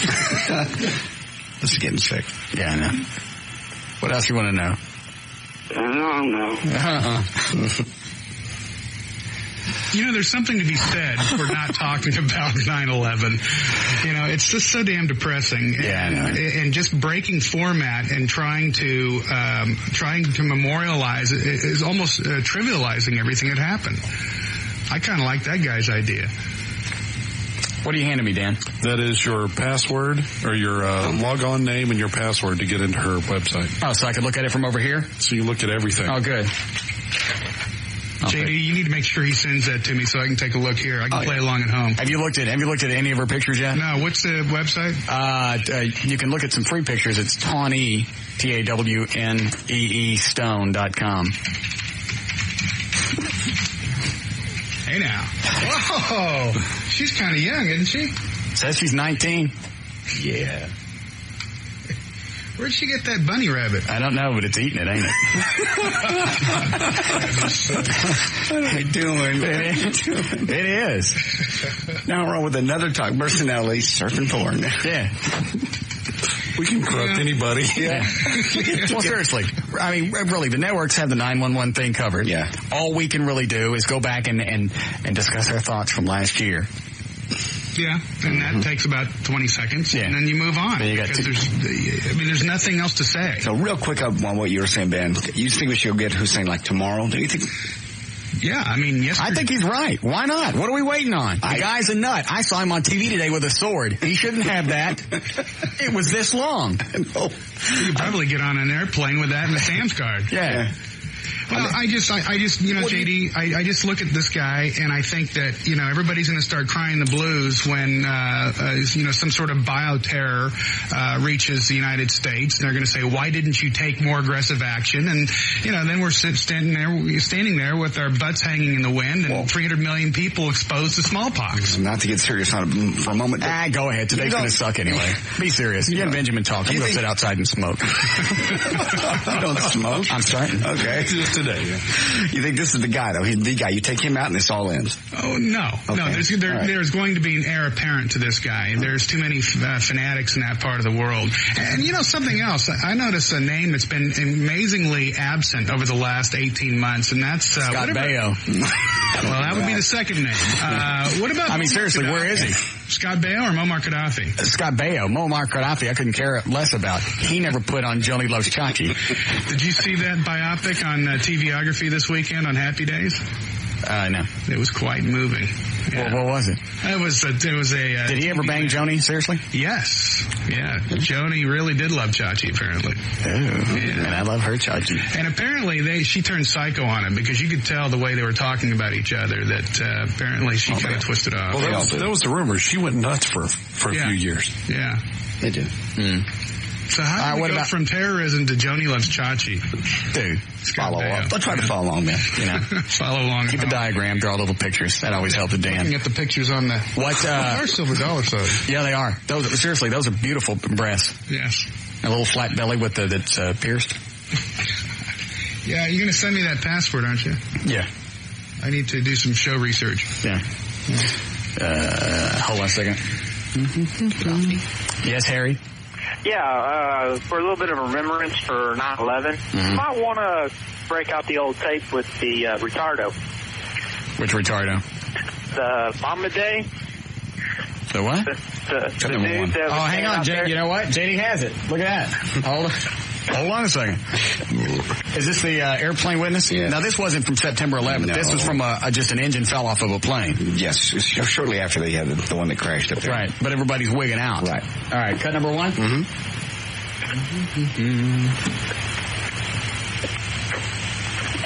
I ain't taking no audio. The track can go all the way in.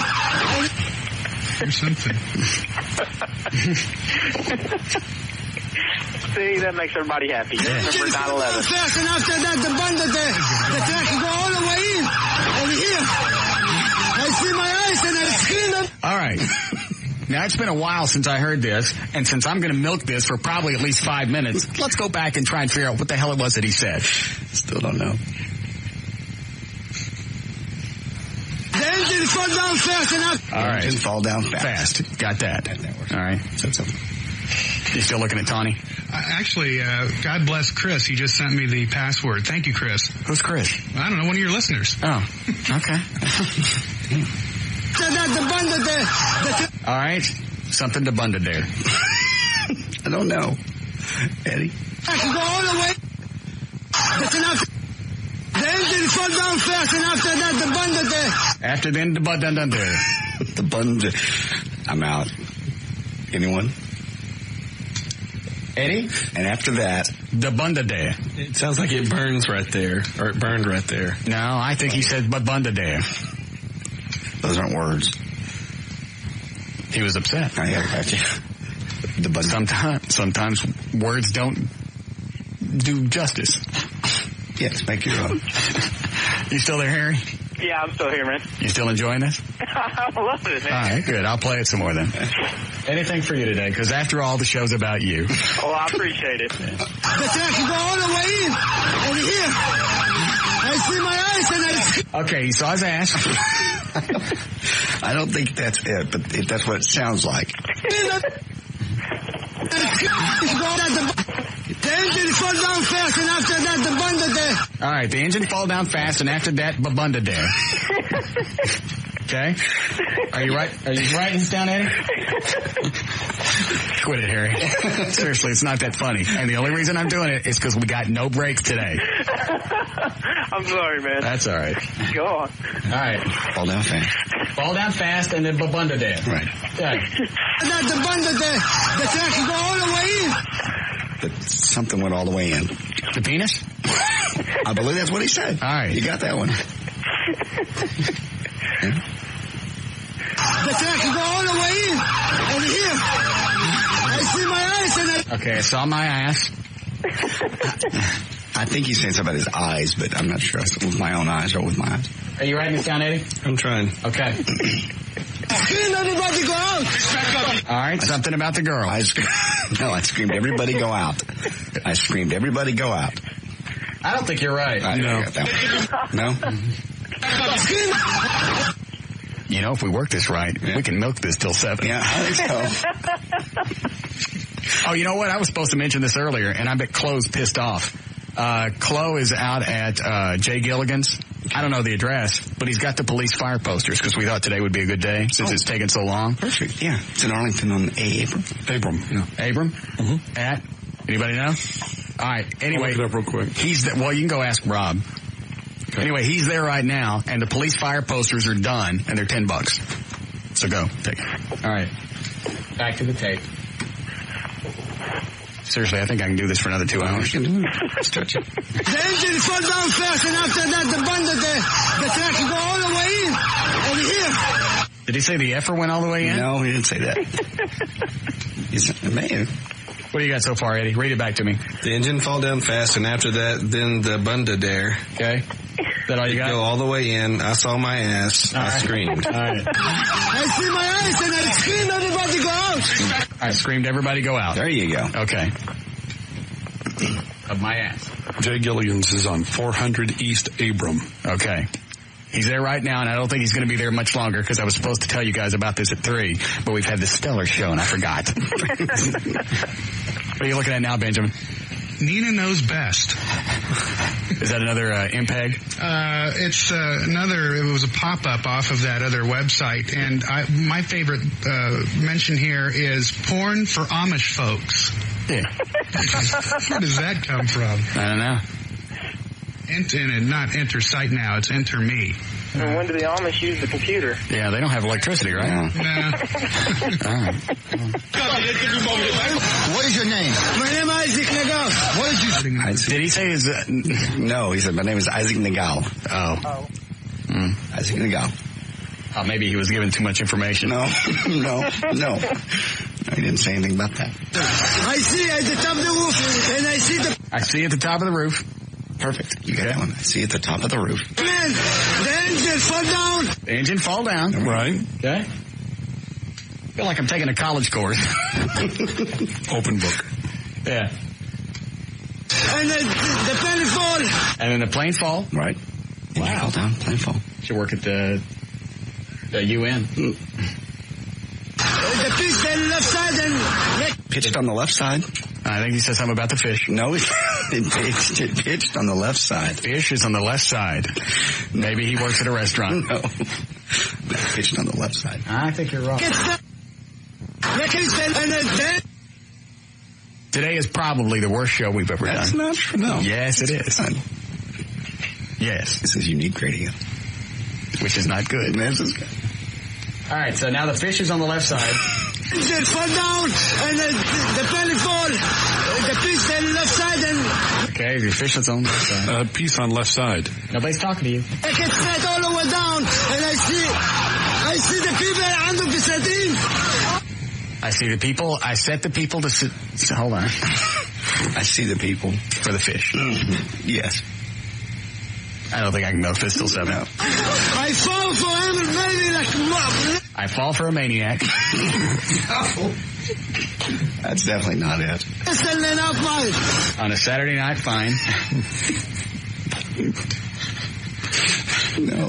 Just go with your first impression. You're probably pretty close. Always go with your gut. It wouldn't make sense. That doesn't make sense. What are you looking at now, Benjamin? I'm just typing a email back to Chris, who was kind enough to send the password. Yeah, well, you're welcome. Yeah, thanks. Yeah, one more thing to put up on the website. By the way, thanks for crashing my website last week when you... Did it crash, really? It didn't crash too long. We were only down about a minute and a half, but you definitely spiked the traffic. So. Really? BenjaminDover.com didn't crash last week? No. Neither did BenDover.com either. Well, it all goes to the same site, though, right? Yeah, of course. It does. I think when we say BenDover.com, I don't think people believe it's a real website. I know. Well, yeah, if they go to the wrong one... I know. Yeah, Ben-Dover. Yeah. That takes too long to type all that in. Yeah. But anyway, so what are you going to do for another 2.5 hours? I don't have an effing clue. I may just cuss. No. What happened to Gaddafi? Weren't we talking about Gaddafi? Yeah, what about Gaddafi? Not a word. Haven't heard a word about the guy. So what do you think, he's dead? No, he's very much alive in Libya, but I just think it's rather odd that with all the rogues gallery of terrorists, that this guy's name hasn't surfaced in any way, shape, or form in quite a while. Interesting article between surfing porn sites and reading Maxim.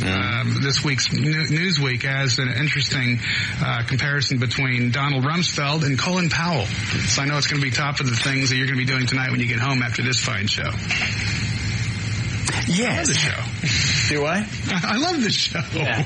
It's just a proud day for us. Did the clip run out? It's over yet. Oh. It's all yet.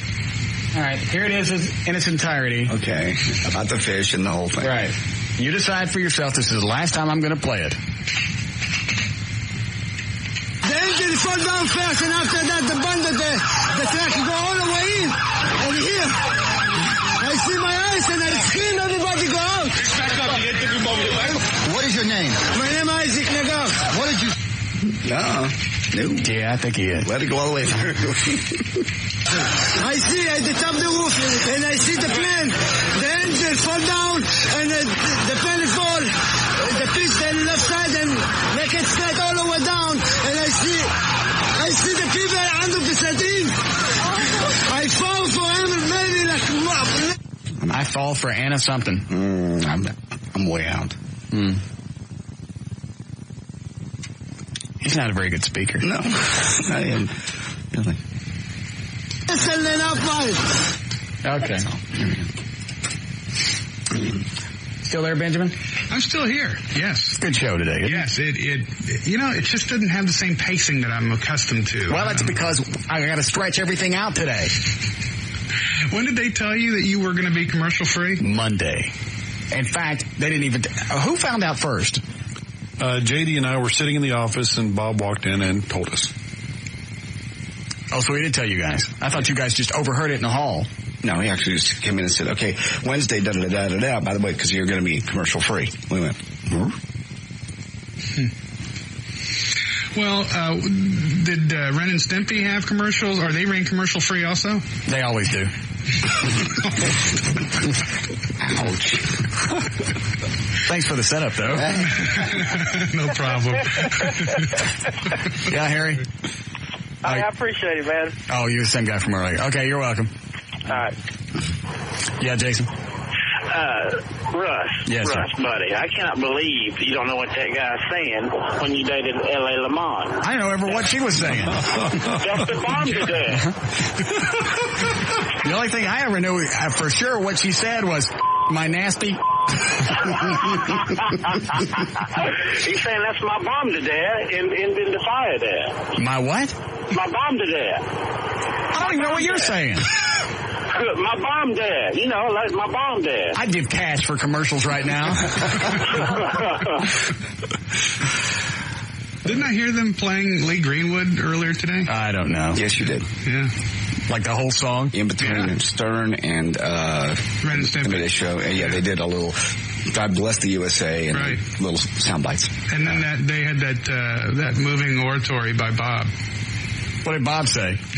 You've heard it, right, JD? Yeah, it's a little. Today's going to be different, but from now on, September the 11th will always be different. I just figured you'd get a hold of that and make. Oh, you missed it yesterday. Bob came into the studio last night drunk. No. Oh, yeah. First of all, he's pissed off because we're still doing Catholic stuff. Because he's afraid of the Catholic Church because they got Opie and Anthony canceled. And, they made the company millions. Right. So he's going, well, I guess, anybody's a target. So they don't want us doing Catholic stuff. Right. Well, it's funny because I could hear in cue before you started the show when you were getting ready to play it. Mm-hmm. And I think I heard Bob in the background telling you don't play it. I didn't hear anything. Was it today? Well, maybe it was part of the bit then. Maybe it was part of what you were playing, but I thought I heard something before you went on the air today. Mm-mm. Anyway, so he comes in the studio drunk, and when Bob's drunk, you can ask him anything, and he'll tell you. You ready for this? So. Remember A.W. who used to do afternoons here, right? Yeah. You know what A.W. used to make? I heard rumor, like, $4 bills plus. No. But Bob did tell us. Really? Yeah. On the air. Yeah. No, he didn't. Oh, yes, the hell he did. $300,000. No kidding. Yeah, to sit here and mash buttons and play country crap. I don't understand that. But he did take a pay cut when we went to talk. Yeah, and you could tell. He also took a talent cut. Hey, it was nice listening to you guys pick on Brumley yesterday. Oh, that's right. We had Brumley on. Did you go see him last night? No. You were supposed to. I had to go home and prepare for this crap we're doing today. You couldn't take 5 minutes. No. He's too busy leaving his garage door open. Yeah. We were up here till 10. Yeah, JD and I said, first of all, JD and I were up here last night until, JD was up here later. I stayed till 9:30. Everybody worked on the show late except Dan. I went to see a friend in the hospital. Everybody worked late on the show but Dan. You just filled up 1 second of airtime with going to see your friend in the hospital. Well, who'd you go see? A friend of mine has meningitis. 4 seconds. Hey. Is it a bad case? Very bad. Bacterial. 6. Thank you. Whatever happened with your heart thing? And I'm only asking this because we got no spot. Dan was wearing a heart monitor for a couple of days. Really? Yeah. Yeah, I've been having... In fact, Valerie asked me about that because she's been having problems with her heart too. Her ticker? Yeah, because she sent me an email. She asked about Dan's thing and, get one of those heart monitors. She goes, because her heart's been feeling funny. I went, maybe it's not getting enough blood because you sleep hanging upside down. Oh, you're awful. God. She wasn't in the room when you said that. I emailed it back. That's a good idea. And it looks funny in print. Yeah. I wish I'd been there when she read it. So what happened with your heart monitor? I wish it was Thursday. What happened with your heart monitor? Well, they took about a quart of blood and they processed all that. And as far as the blood work is concerned, everything's fine. So all the different tests, they ran like 20 different tests. All those are fine. Doesn't show anything. But then the doctor turns right around and says, that doesn't mean anything. Just means that your blood is fine. Okay? And so the heart monitor didn't show that much. And again, he says, well, that doesn't really mean anything. The next step is to put you on the stress test. And what is that? The next thing they're going to do is... Don't you go through that 4 hours a day? Pretty much. The stress test is they're going to hook me up to all these different monitors, and then I get on the treadmill, walk, run, jog, do all the different stuff. Basically run till you die, and then they say, okay, at this point you stop. This is far enough. And if that doesn't show anything, then they put me in the operating room and they cut a hole in my leg and run the... like what they do with Brumley? Yeah, they run the camera up my leg. Into my heart. And they run it into your heart? Yeah, they run it all the way up there to see what it's doing, to see why it's making these Because more than likely, it's something genetic. There's something wrong with my heart that it skips a beat, or it holds on to the. Seems like it'd live longer. All that extra time. Yeah. No, what it does is it stops beating for a moment and it fills up with blood, and that's why I get a head rush, because it fills up really large. Well, that explains the long stories. Mm-hmm. Yeah. And then it pushes everything out quickly, and I get a head rush and I feel faint and my chest hurts. So they put a pacemaker in then? I don't know. I really don't know what they're going to do. There may be something surgical they can do to correct it. Or chemical. Yeah, Tom? Hello? Thomas, go ahead. Hey, Tom. Russ, this is John. I got a question for you. Yes. How in the world do you get a job like this? This has got to be fun. I mean, especially without... No, today it sucks.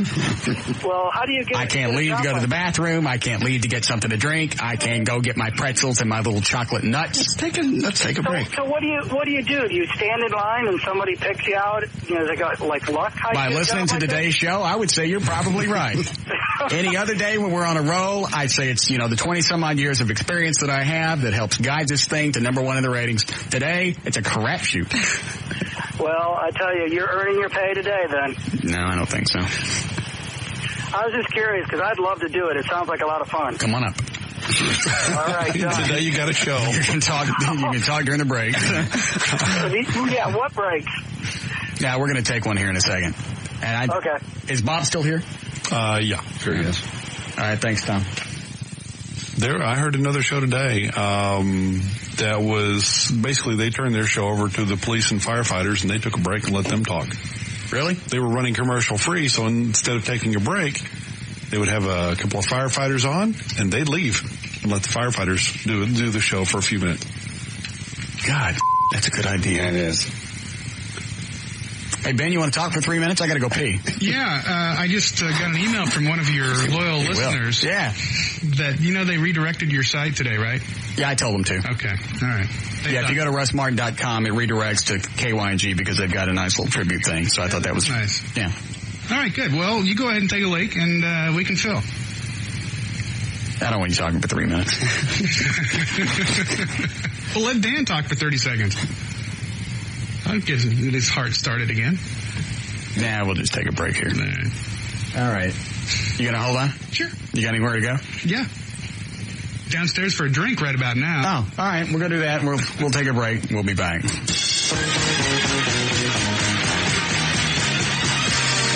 of the Russ Martin Show coming right up on the talk that rocks Texas. The new 105.3 FM Talk.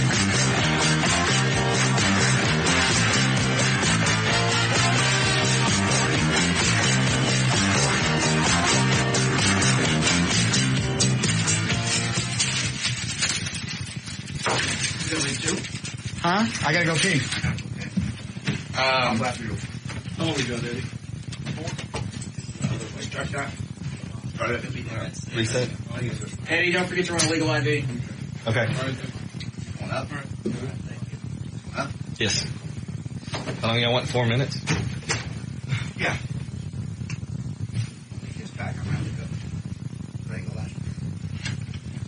Russ Martin Show.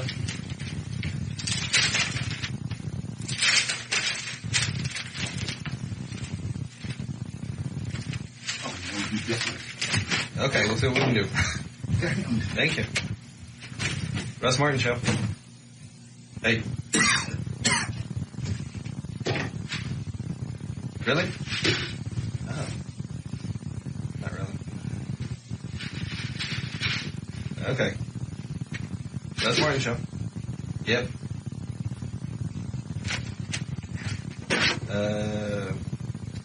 Dumbass Jeopardy. I don't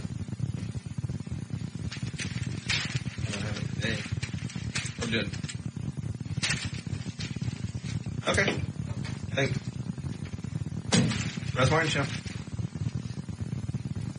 6:45 usually. Huh? What was that? Russ Martin Show. Supposed to be. Anybody have $1? I do. I got 50 cents, 55 cents. Russ Martin Show. Yeah. No.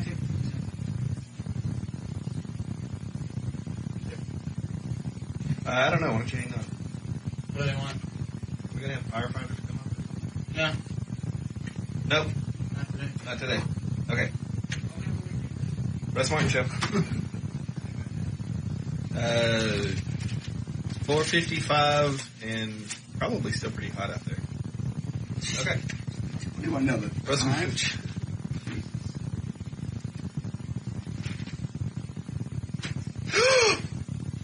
Don't tell me that. What's happening? What are you hearing? Oh my God, I gotta go. Russ Martin Show. You guys are on the air.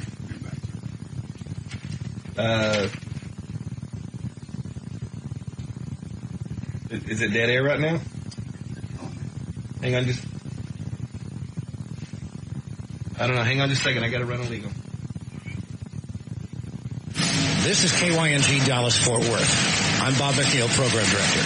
Today, September 11th, 2002. The programming on the new 105.3 FM Talk will be a little different. Each show in their own way will dedicate this day to remembering. There'll be no commercials and no promotional announcements. I encourage you to listen and to participate.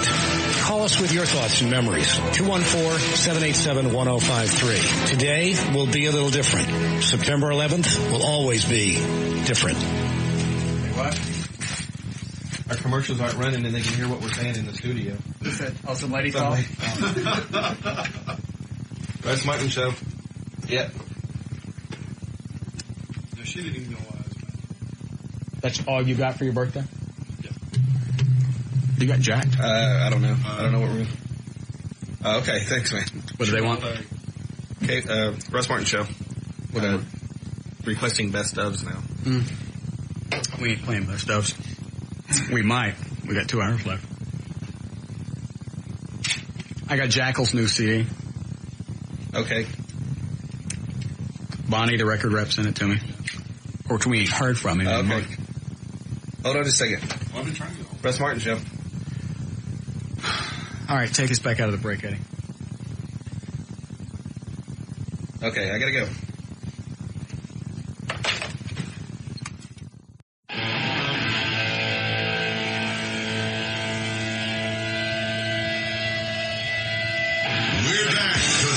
Martin Show.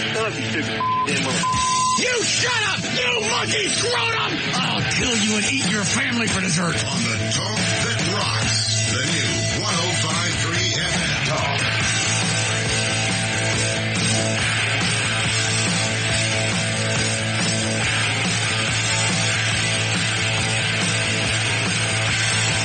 Did you really say that? Yes.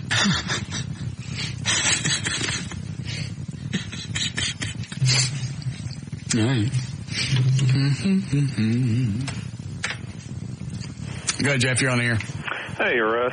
I just wanted to ask you something real quick. Is there any way you could tell me what it is that you're saying to Jonathan whenever you're trying to distract him and we can't hear what you're saying? And it depends. I talk about his dog and its little pink thing and places where he puts it. And yeah, that would distract me too. Yeah, that's normally the one that gets him. All right. All right. Take care. Yeah.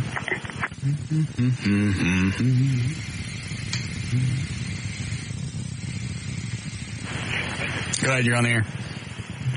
Hey, did y'all realize that just a minute ago you morons were playing y'all's dead time?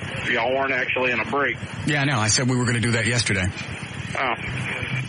Okay, so you're not such a moron. Yeah, we're not playing any commercials today, and I'm not staying in here for 4 hours straight.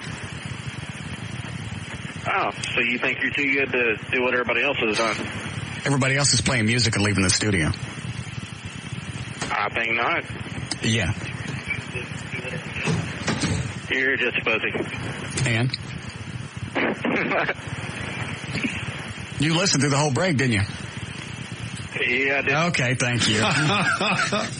They're going to say something they're not supposed to. Yeah. That's the whole idea. All right. In fact, if we do this long enough, I'll forget the mic's on. Well, that's the danger. Excitement. Chloe is going to be leaving Jay Gilligan's in Arlington here in just a moment. And from 6 until 7, he will be at the Don Pablo's in Irving, 3911 Airport Freeway next to Irving Mall. he's got the police and firefighter posters. They're $10. Yeah, they're not even on the website yet. All right, you ready for news? Sure. Eddie, load up the music if you would. And here we go. Oh, wait a minute. Dan, tell JD what you got for your birthday. From his wife of 20 years. Something really nice. She sent me a bouquet of roses from Pro Flowers. Mm-hmm. Very nice. 3 days after my birthday. And tell him when she asked you what you wanted for your birthday. Hummer? What, Ben? No, nothing. I was talking about a type of car. A Hummer. On my birthday. Yes. She paged me at almost 6 o'clock and asked me what I wanted for my birthday, the day of my birthday. I emailed her about 4 days before that and said, Dan's birthday's coming up. What should we get him? I got an email back. I don't know. The person who's supposed to know me better than anyone else on the planet. Did you get any? No. Whose phone is that? Mine. Why is it on? It's not supposed to be on. Well, I had it on vibrate. Hey, now. What? Oh, why don't you go ahead and take it? I'm sorry. We are back, right? Yeah. No, we're on the air, hon. Oh, he's in trouble. Is it Laura? Because he told us. It's Laura. Because he told us. What is she saying? What? I can't hear it. And I hear the topic of conversation. What is she saying? She says she can hear the show and she can hear what I... Well, you forgot. You didn't say... You didn't. No, she didn't forget because I emailed her earlier in the week. Well, but the morning of my birthday... That morning, she's getting ready for work. It's, bye, I'll see you this afternoon. Kiss, kiss. She leaves. No phone calls, no email card, no web card, no nothing, no mention of my birthday at all that day. And she wonders why I was pissed off when I got home and stayed pissed off. Call her bitch. She's got to come in. I'm sorry, honey, I didn't hear you. What do I do all day long? I'm on. What do I do? Danielle? You couldn't take 2 seconds to while you're on the phone to send an e-card and say surprise happy birthday. I didn't get a birthday card. I didn't get anything from you for 3 days, and you wonder why I was pissed off. Isn't this fun, Ben? Now I know why he has heart problems. Yeah, and why you're not married. Yeah, exactly. Hold on a second. You get busy. Dan, did you call Jesse James during the break? Yeah. About Jesse Jackson. No, Jesse Jackson, the black guy. Jesse James? What's up, my brother? Now, hold on a second. Dan's getting bitched at by his wife. Hold on. All right. That's good. We can't hear her, Dan. Just... Okay. Let me talk to her. Give me the phone. Oh, Jesus. Hey. Hi, sweetie. How come you didn't get Dan anything for his birthday? Here, you got flour. But he got flowers. And he didn't get anything else? What? What else did he get? What? She won't tell me. She didn't give me anything else. I got flowers, not a card. Dan said he didn't get anything else. Dan. Yes, he did. He said it stinks. And he said it smelled pretty bad. He said it reminded him of the one time he went into Kroger and the refrigerators had gone bad in the seafood section. That's what he said it smelled like. How could I make anything up like that? Oh, gee. She knows I wouldn't say. Yes. He walks around singing songs about it all the time. Mm-hmm. The topic at hand is you didn't get Dan anything for his birthday. What? Oh, did you go to dinner, Dan? Yeah, we went to dinner. Oh. Everybody ate. Who paid? I did. Oops. Send what back? She said she got you something else. She said she got me. Oh, there was a card with the flowers. It said can't live without you, and my comment, which was can't pay the house payment without me. Right. Is he going to get something else? Yeah. What? He is not. Does he know about this? Oh, he doesn't? She's getting you a car. She's not getting me a car. She just said you're getting a 69 Camaro. Box. What is it? 69 what? Oh, my mistake. You're just getting a 69.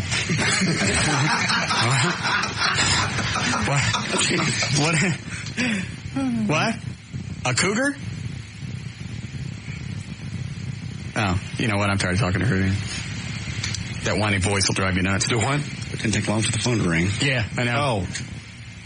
Hey, Jesse. Hey, bub. Where the hell you been? Man, just on the road. No, you ain't been on the road because we had your cell phone and we left messages on your cell phone. No, and I called you guys back and left a message on the number that Dan had left. When? And I never got y'all. Now, and what happened when you came into town July 4th week? You were supposed to call us. We were supposed to go down and hang out backstage, and you vanished. No, you were supposed to call and come over.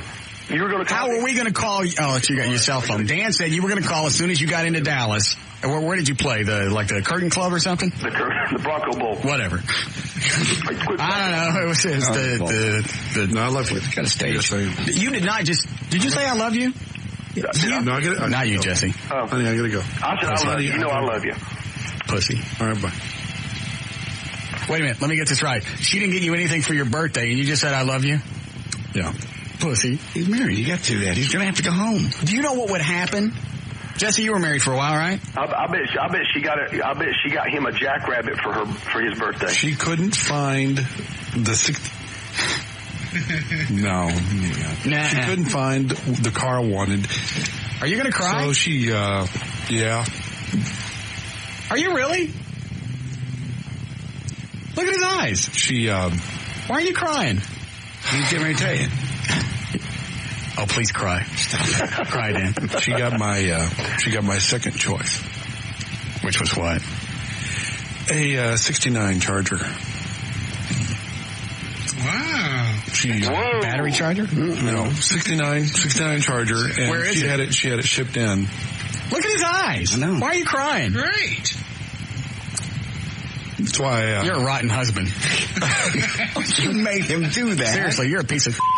That's why I didn't get it for my birthday. I wasn't here yet. Wow. When is it coming in? We go pick it up this weekend.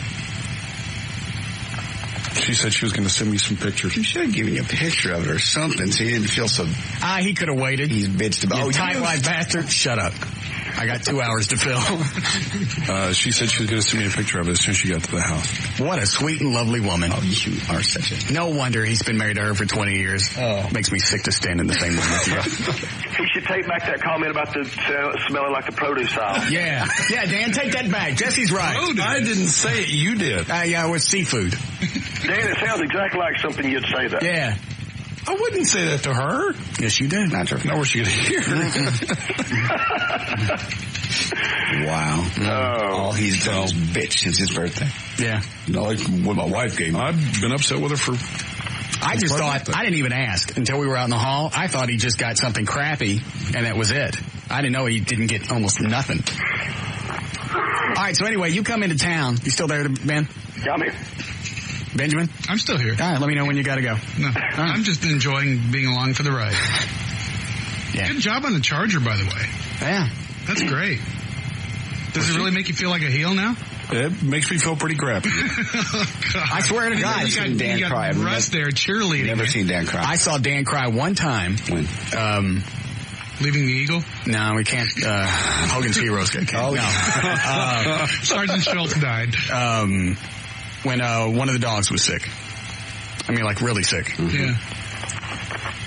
Or it was a hose job because I was about to scream at him about something. And he starts for bringing that up. And is one of the dogs sick again? He died. When? Months ago. I just never said anything. Oh. He had leukemia and he passed away. Why didn't you tell us? On a roll. It just... Thanks for sharing, you piece of... Makes me sick to be in here with you. Damn. You're awful. Oh, no. God. Did he really die? Boo passed away earlier this year. Oh, man. The only person I told was Johnny. I told her not to tell anybody. The day he died, we were having a great time on the show. It would have been a huge downer. So you got to tell me the day that it sucks. Oh, get all the crap out on 9/11. Come on. Yeah. Purge. Seriously, you remember somebody? Huh? Who's got them? I did earlier today. Really? Yes. Tell us us about it. No. Were they real watery? Yeah. Did they splash back up on your butt? It was terrible. It was really bad. For a minute there, I didn't think you were going to hit the delay. No, I hit it. I was looking around like, who's got him? I started driving to work. My truck. You crap in your truck? My engine light came on. The truck. So then you crapped in your truck. The truck started shuddering. And then, honestly, you crapped in your pants. I thought I was going to have to, because what are you going to do out on the airport freeway? I thought, not only is this truck going to leave me here, I'm going to be late to work. I got to run somewhere, because was it like the bad runs? It's the real bad, real painful ones that when it comes on, it's like somebody stabbing you in the gut. Like Mexico runs. Yeah. That's what you call really total hard. evacuation. Yeah. I was like 7 minutes from the station. The engine light comes on. So what's wrong with it? I don't know. It's in the parking lot. I have no idea. It's right there next to the boat, isn't it? No, I'm just kidding. No, just kidding. Come on. Took the boat back. He did? Yeah. All right, everybody stop for a second. All right, Jesse, you come into town. You're supposed to call us, and we're supposed to hang out backstage. What happened? What the hell happened? You didn't show up. Dan, his instructions were, as soon as Jackal drove into town in the bus. You said as soon as you got in town, you were going to call me. And I left you all my numbers. You left me all your numbers. All I've got for you is one number. You've never given me more than one number. And it's the number to the station up there. It's the number that I just dialed here. Did you say you gave him your cell number? I gave you my number at the house. I didn't get that. I don't have that. Did you talk to Jesse in person when you gave him all these numbers? In person. You talked to me in person? Uh-huh. It was about 2 weeks before you came in town. You were in the studio. Somebody's doing toot now. Mm-hmm. Jesse, are you on the toot? No, I'm not on the toot. I'm actually just back here at the house getting all. I don't mean are you crapping. I mean are you on drugs right now? No, I'll go sit on the John if you want me to. Why not? We still got 2 hours. Hour 45 minutes. I don't have that total evacuation thing happening. Yeah, so you can stretch it out. I can run down the street and eat some Mexican real quick and come back. Yeah, they'll do it to you. Let it rip for you. I did. No, isn't it funny though? Your record label sends us your new CD, and then all of a sudden, we could get a hold of you. Oh, listen to you. What? Cracking on me. That's such BS. And it's not. You can always get in touch with me. Dan, why did you not call me that day regardless, whatever? Because I don't remember you giving me your home number. It was the weekend, and I forgot to call you to see if... I remembered. In fact, it was July 3rd. I thought this was going to be cool. Because, first of all, I like watching these guys play because it always sounds like, it sounds like it does on the CDs. One of the few bands that sounds tight in person. You're welcome. Well, thank you very much. I do appreciate it. I remember you were a little nervous about it, us coming out because it was sponsored by another station. No, I just told you that when you and I spoke, you were talking about us doing something on the air about the show, and I said I didn't know if you guys, how much sense it made because it was another station was presenting it. We don't care. You know better than that. Well, you know what? Dan and I were just talking about the respect factor one way or the other. So, man. Is he making the stuff up now? I'm not out here to make enemies. I just want them to be able to play and make my music. He did say that. He just wants to play, and all the station political stuff is... Yeah, wait a minute. So Clear Channel wouldn't let you do other shows? No, they didn't say nothing. Nobody told me I couldn't do nothing. I just did not figure you guys, and I told them this. I said, this is a show that another station... Did he say this? Is their event. I don't know. He goes on so much, but from what I got from it was he couldn't really do it. I definitely didn't want to start some kind of mess. I didn't want to be caught up in the mix because I know you guys get vicious as hell. Yeah. Because you're like that. Yeah. So. All right, hang on. Let me put this new CD in. What's the name of the album? The name of the record is Relentless. And the note that Bonnie sent with it said that Brian Johnson's on here someplace. Well, the single that what you got your greasy little hands on is another collaboration with Brian. He's not singing on it, but he and I wrote it together. Oh. And sounds just like AC/DC. You can tell he was sitting that we wrote it together. Yeah. But, he kicks into the chorus, and it's got the typical Jackal backup vocals, and, it's got our twist to it. I can't remember. Did we listen to this on the air yesterday? No. I can't remember when it came. Because I just had deja vu. It's probably because it sounds like an AC/DC song. Yeah.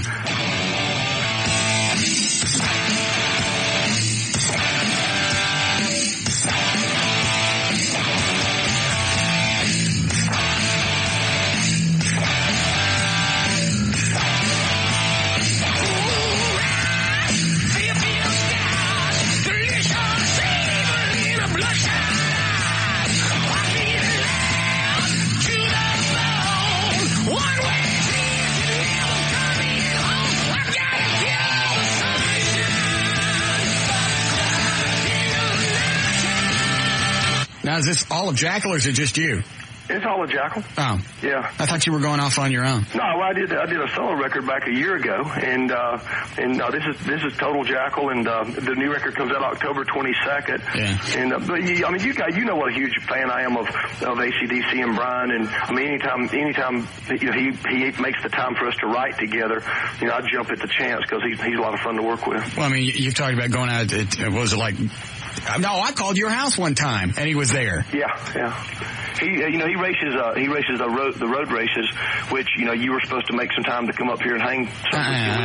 Don't throw this back at me. You're the one that screwed us around back on July 3rd. Yeah, but you haven't made the time. You were going to come and hang out. We were going to hang in the saloon. And I was going to share some of the coldest Pabst Blue Ribbon in the state of Georgia with you. Swell. And down in the saloon. Yeah, Lone Star. You missed out. Yeah. I could probably get a keg of Lone Star if that's what it'd take to get you freaks to come and visit. What was that noise? Man, you still there? Yeah, man. I'm still here. What was that noise? It sounded like somebody picked. What? Jesse James. Oh, Jesse's gone. Did sound like AC/DC. Oh, it does. Let me go back to the beginning of it. O'Malley, if somebody get him back on the phone. I ain't done chewing his ass. That was going to be a good time. Atlanta? Yeah. Pat? No. When he clear. Was it Land of the Sky Blue Waters or something? Is that the beer with the bear? Yes. I don't like that beer. I always thought it was probably Bear Whiz.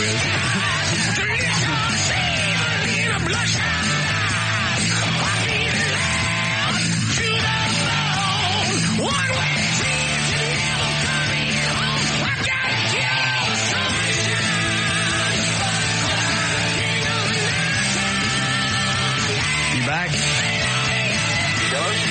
We're still on. We're listening to the song.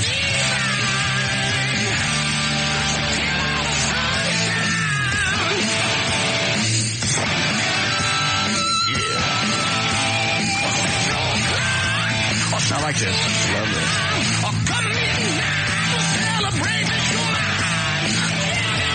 What's the rest of the album like?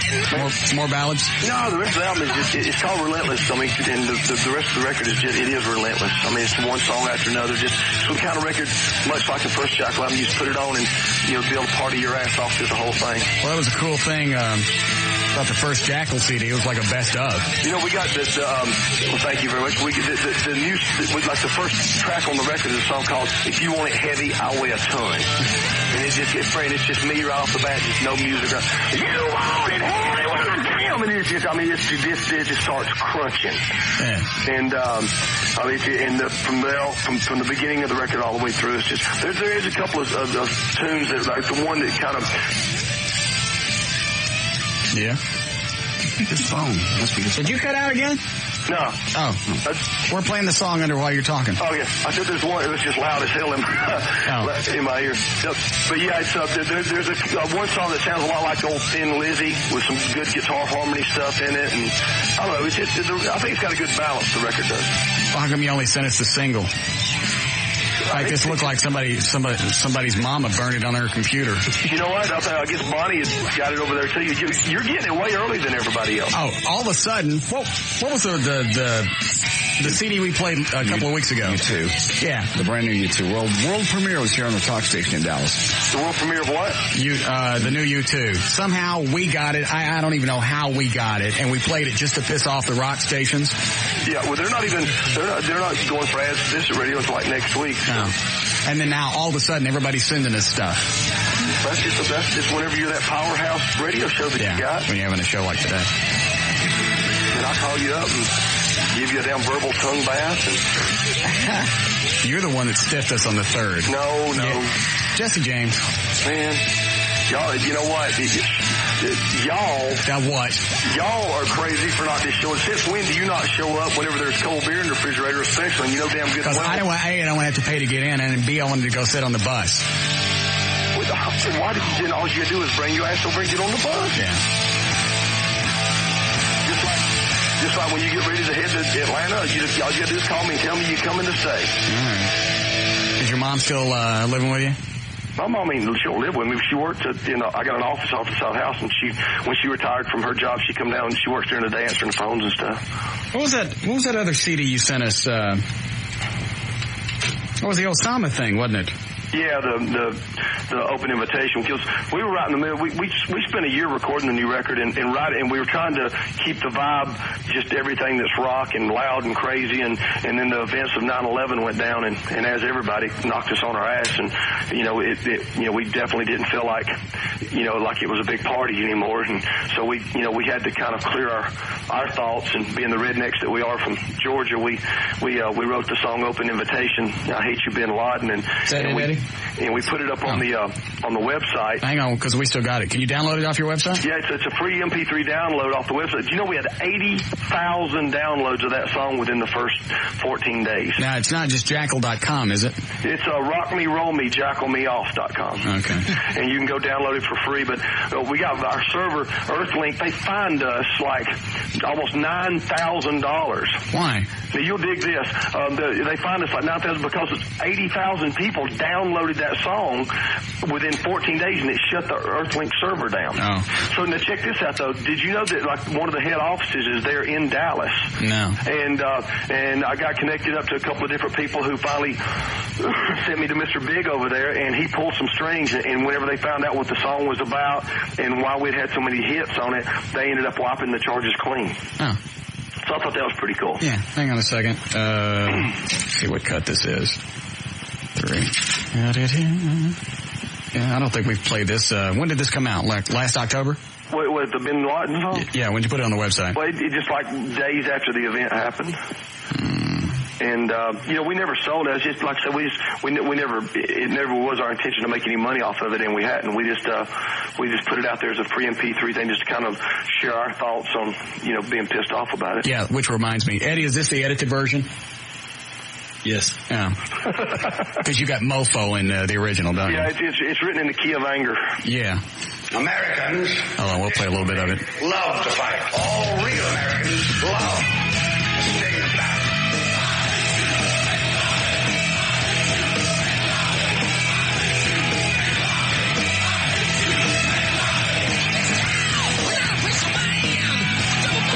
You know what? During this next break, I'll just play this because I got to go whiz again. Okay. Well, we're doing commercial free today, so we got to stand here with no breaks. Oh, okay. I got you. So I'll just. You know what you guys have got to do this next August? Mm-hmm. We have got to hook you guys up. You guys have got to make the pilgrimage up to Sturgis, South Dakota, to the big Harley Davidson rally up there. I just got a fat boy. Did you? You've got to come to Sturgis. Y'all need to. Let me tell you, there's the Full Throttle Saloon up there, and that's where we play every year. But that's too far to ride. No, but you whatever. Just get it up there. You guys need to come and broadcast from there the whole week. The guy's got the venue that we play at has got ISDN lines. You can do your show from the Full Throttle every afternoon. We're having a hard time doing it today in our studio. Yeah, I know, but man, I'm telling you, you could be interviewing Evel Knievel, and I mean, it's a cool scene out there. You guys need to come out there next year. We had 14,000 people this year on the night we played. Really? Yeah, it is a mad. I mean, Russ, you'll lose your damn mind out. I guess I could truck the Harley out there. Yeah, you know what you do? You're Russ Martin. You get him, call up your damn boy, have him drive it up there. You fly into Rapid City, and you in the seat. Yeah, Dan, ride it out there for me. Roman and I we had our bikes on the road all summer, and we got to do a lot of riding. It was cool. Are you coming through here again?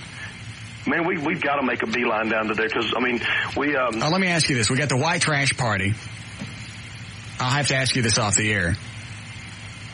But think about this. Okay. What would it cost to get you and the band here for the white trash party? You don't know when it is? It's October 18th. October 18th.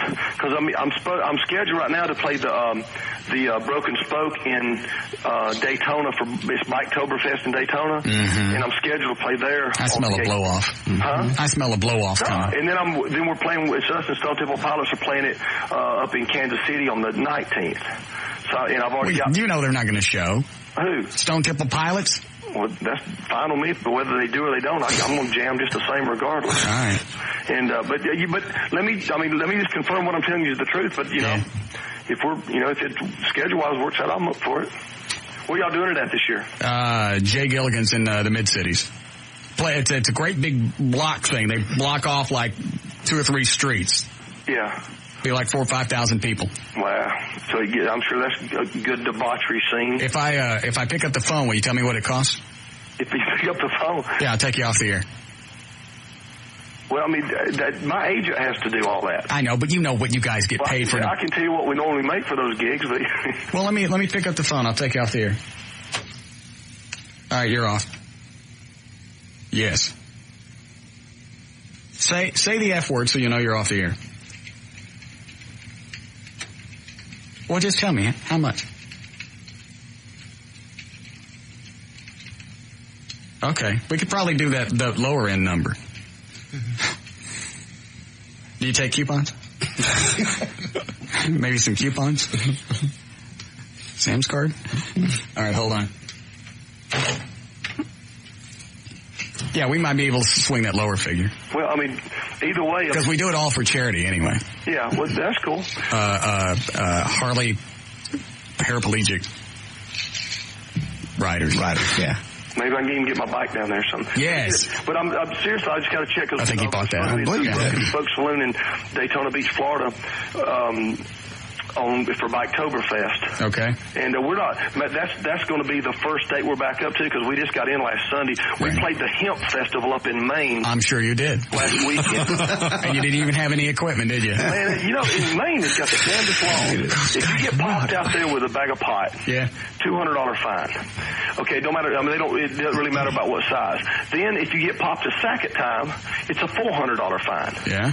So you lost $600. Then it stays every time you get popped for the next 2 years. It stays a $400 fine each time, and after 2 years, it drops back down to a $200 fine. Perfect. Yeah, it's like frequent smoker miles. I don't know. It's the damnedest gig we ever played. They appreciate the business. Yes. So anyway. So how much money you lost there? How much money we lost at the pot thing? Yeah. I did. Man, I'm not really a smoker. It's the other guys in the band are losing their mind. It's cool. You get popped on the bus? They walk up to you with a huge Tupperware can, you know, it looks like something out of High Times magazine. Yeah. And with a thing of rolling papers on top. And they say, here, if you go through this, if you need any more, let us know. I mean, but they give you that, but then they scrounge on the rider. You know, they don't want to give you all the cases of beer that you're supposed to get. Right. Oh, the contract of all the other stuff you're supposed to get. Yeah, the rider. Yeah, they try to. It's funny because they kind of. I guess they figure they give us so much of that pot and a bag of Doritos, we shut up and be happy. Yeah. Just one bag of Doritos? Yeah. Just one. You got dicked. one per band member. Yeah. Yeah. All right. Well, then I'll seriously check on your dates, and we'll see if we can get you here for the white trash party. Yeah, let's do that. And I mean, are you firm? That's got to be the date? Yeah, I think we've already said. Well, I don't know. We might be able to move it. I'll check with Rob. Yeah.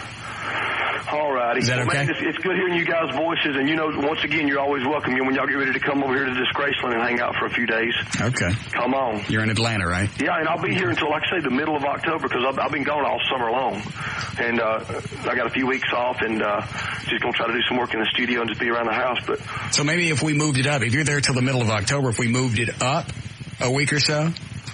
Yeah, I mean, I'm all for, you know, let's just try to work it toward the middle. I've got to get. No job. Do what? You're blowing me off. I can tell. I'm not. I'm just telling you. It's like a chick. You're asking her out. Yeah. Well, you know, how about Thursday? Well, I don't really know. I know that I have to do this with my girlfriends. All right, Friday. Well, you know, I haven't checked on the other thing yet. I haven't really talked to Teresa because normally Teresa and I do something on Friday. But I'm certainly open to check. We've been out since June.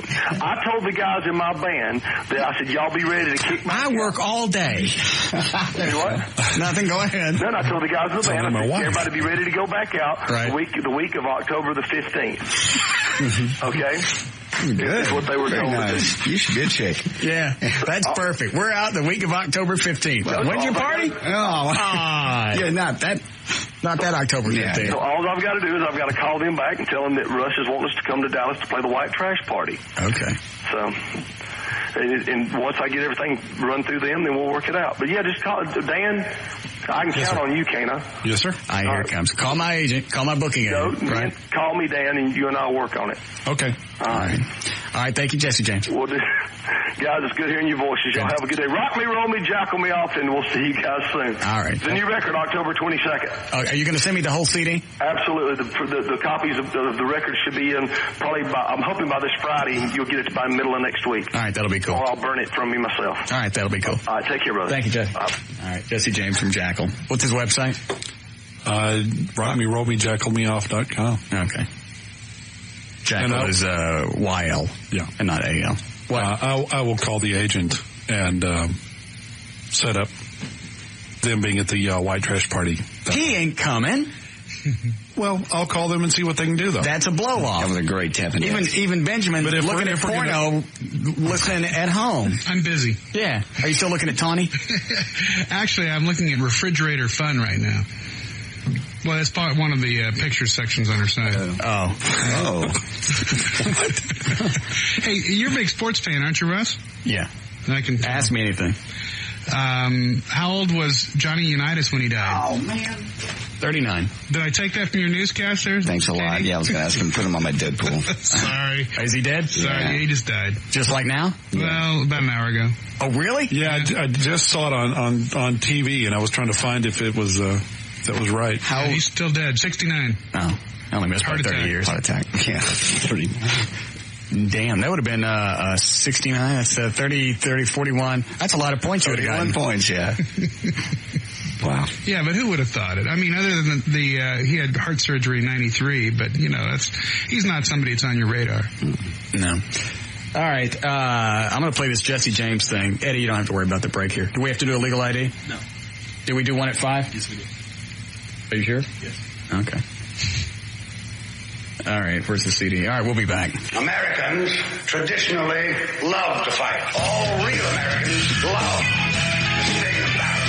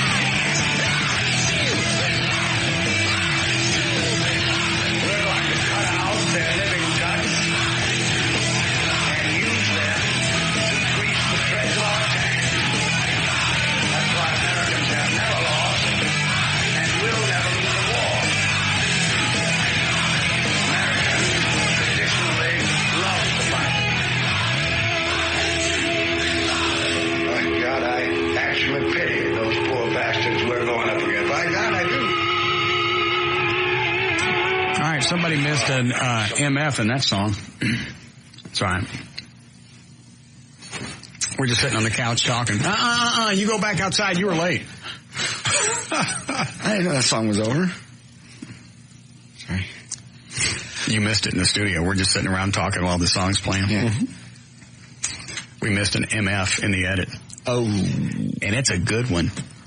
Very clear. Yeah. It's not one that's kind of buried in the lyrics. Yeah. It's a great big loud one. I think they even dropped the music down a little bit. Right before I left, what I say, Eddie? I hope this is the edited version. Yeah. Yeah, we all jumped. We all hit the delay. Okay. I have to shave now. All right. We never did news earlier, did we? No, we never got to it. Okay. All right, you can download that from, he said for free, right? For free. Mm-hmm. Off his website, Rock Me, Roll Me, Jackal Me Off. Jackal with a YL and not an A. Okay. You ready to go? Mm-hmm. Hang on, let me see what this chick wants. You got to put her on hold there, McDougal.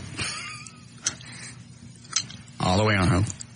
Put the button down so I can pick it up. I can pick it up now. Okay.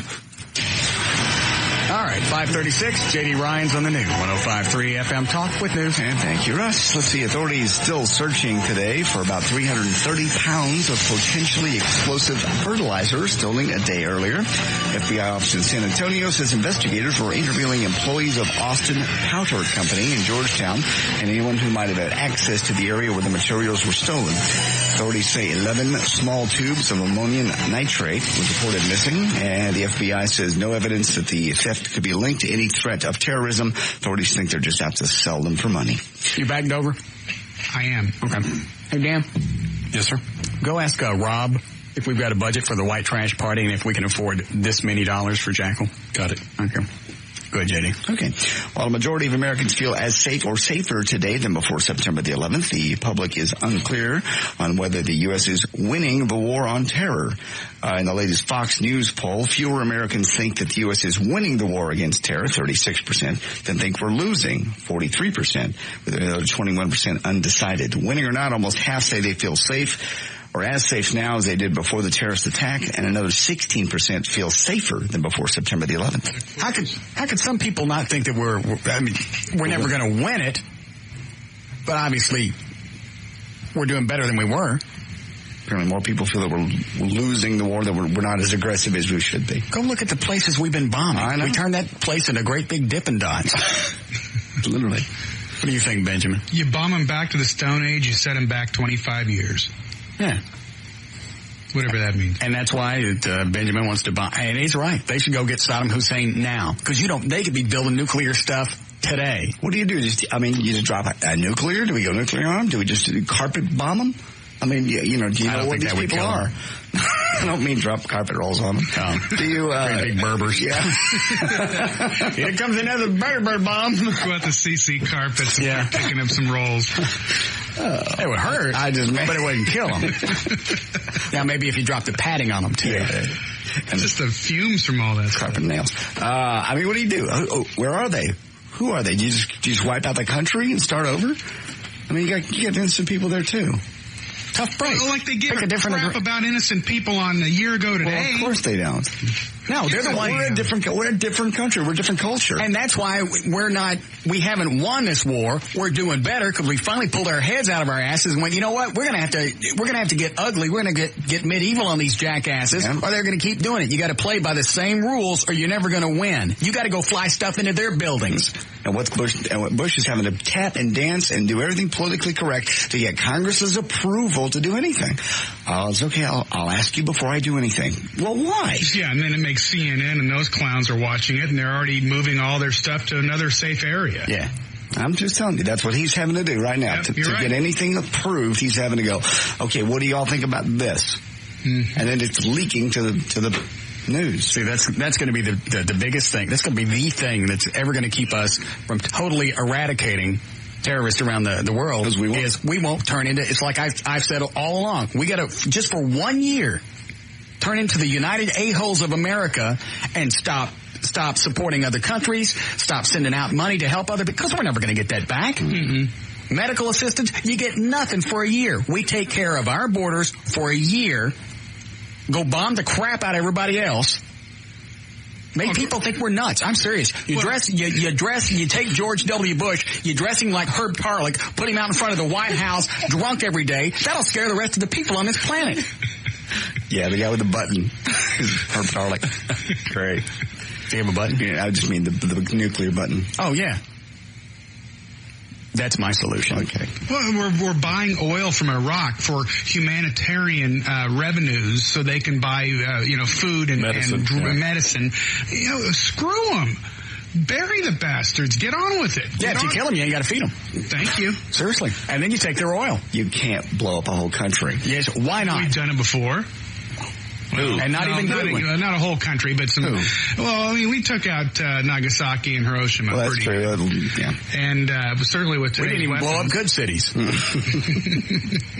We should just go. We should go back and make an example out of somebody just for the hell of it, like blow up Grenada, Mexico. No, because that's where our oil is going to be coming from. Okay, all right. We love Mexico. Yes, just blow up somebody that's never done anything to us for any reason. Canada.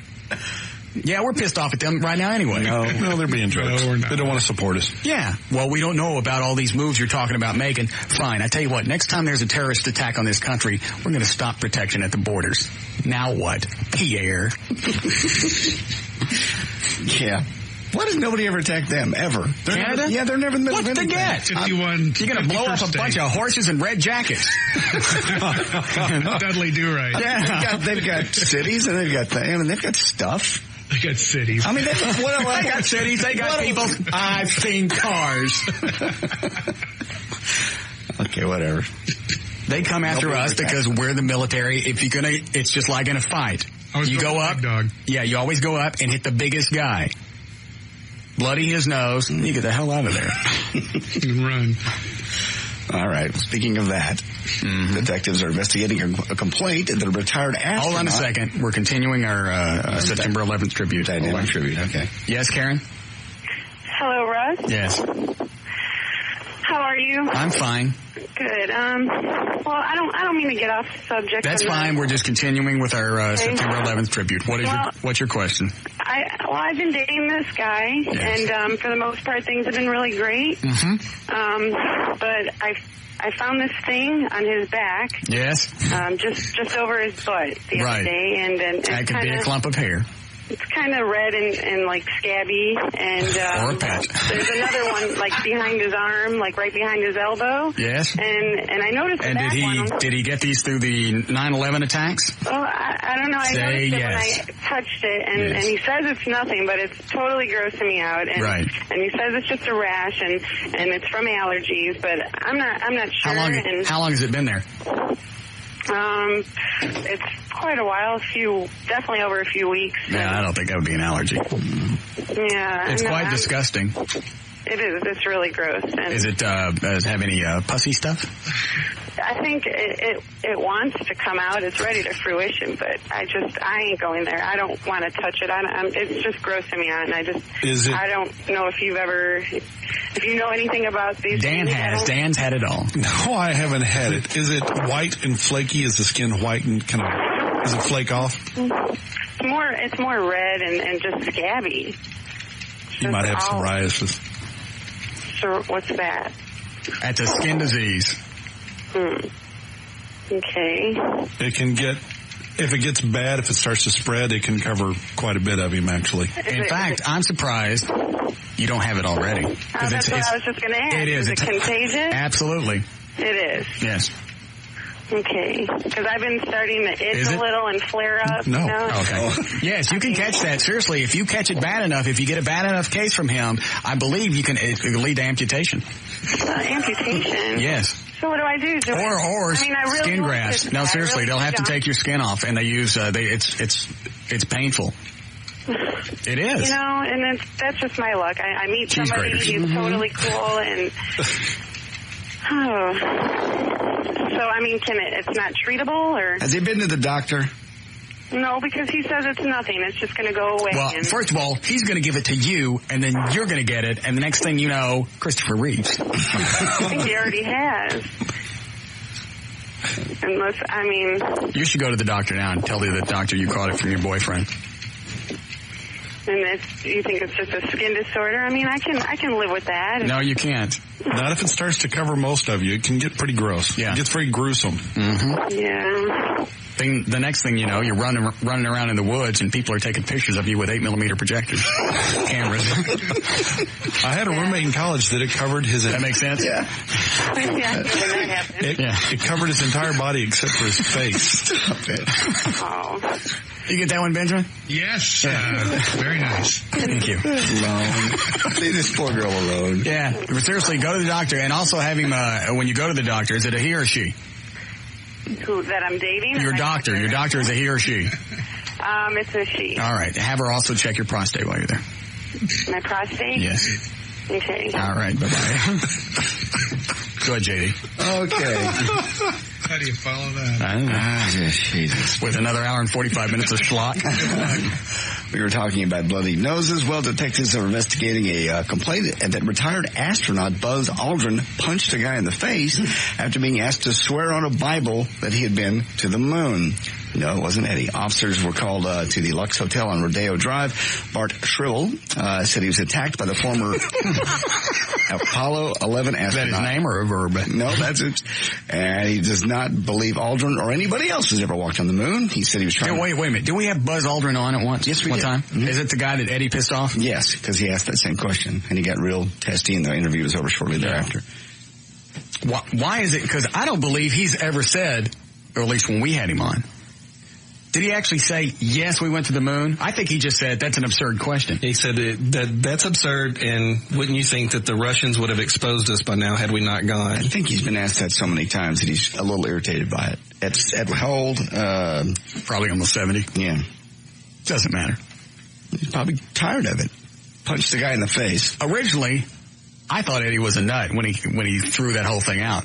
Then, as you go back and think about it, seriously, what did we have back in the 60s? Everything was tubes. Yeah. Big computers. Computers were huge.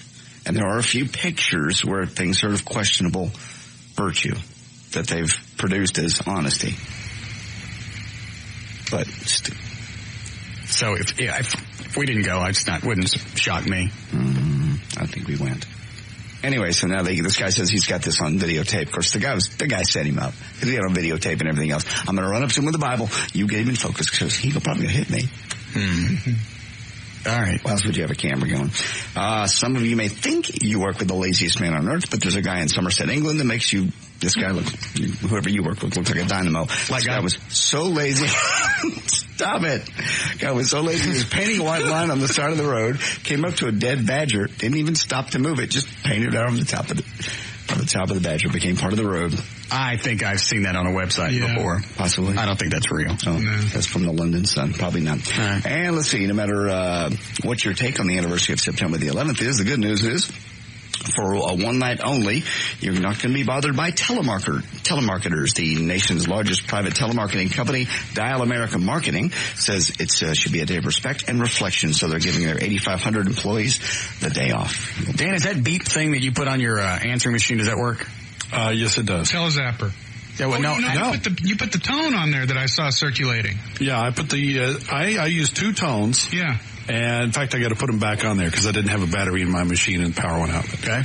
I used two tones, and that eliminated about 99% of them. Wow, that's great. And it's just on your answering machine? It's just on my answering machine.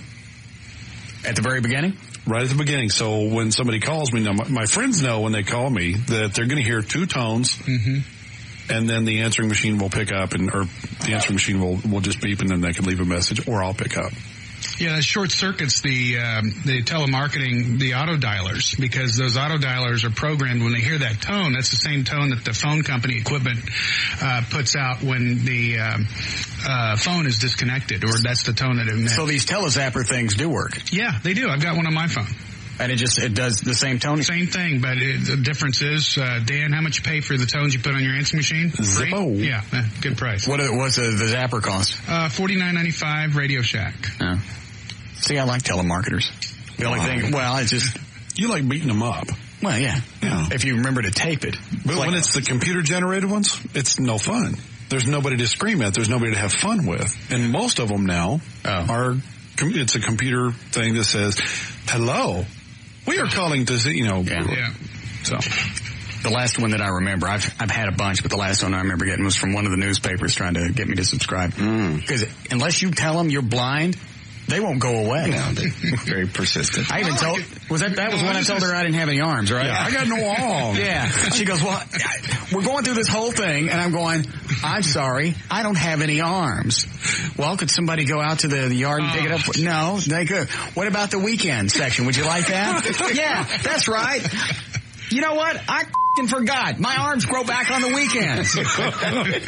Yes. Send me the Saturday and Sunday. No Monday, because Sunday night at midnight, they both fall off. They never give up. Hey, Dan, where'd you get the tone? I'll send you the website. Well, I was going to say, I came across it about a week ago, and I'll post it on my website by tomorrow, because it's a real quick download because it's so short. Oh, yeah. But it's great, and it's a cheap way to... Does it work if you just, hold the speaker near the microphone of the answer machine? Yeah. It's enough of the tone that it works fine. But it doesn't work if you have call notes. But you can't get that on. No, it won't work with call notes. It has to answer the phone to emit the tone. Well, wait a minute. If JD, when he's leaving his call notes, he could play the tone at the very beginning and then leave your outgoing message. Oh, okay. Yeah, sure could. Yeah, so that'll work. Good deal. Perfect. Right. There's news and information on the Talk That Rocks Texas, the new 105.3 FM Talk. More of the Russ Martin Show coming right up on the Talk That Rocks Texas, the new 105.3 FM Talk.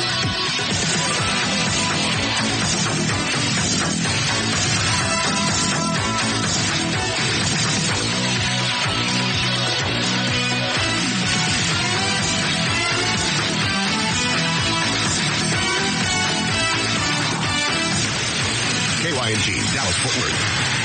The Talk That Rocks Texas. The new 105.3 FM Talk. All right, make this one a quick one. I got to go whiz. Okay. I'll back to you. Tell drunk bastard traffic. Russ Martin Show.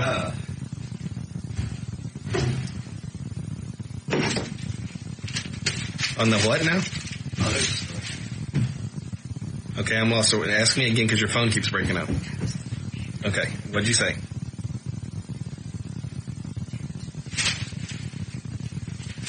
What other guy on the radio? Dingy Broad. What? She said, who is the other guy on the radio? Probably talking about Dover. Oh, okay. Russ Martin Show. Yeah.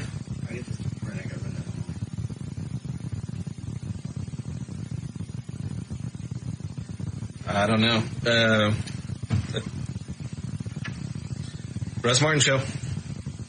Yep.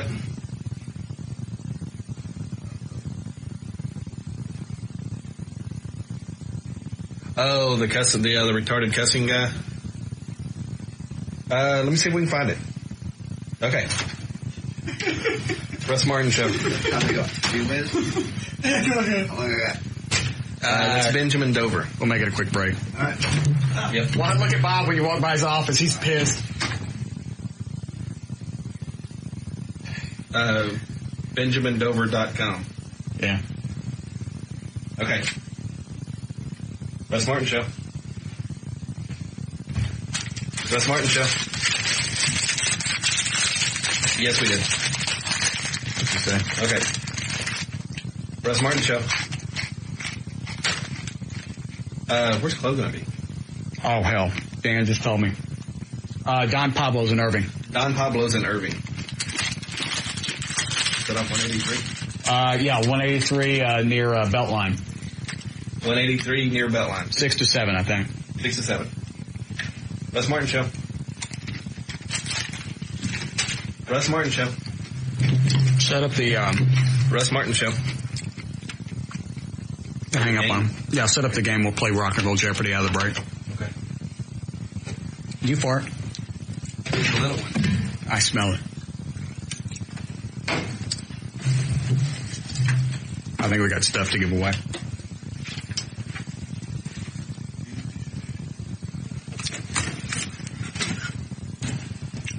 Is the bumper loaded? Come back out of the break? Yes. All right.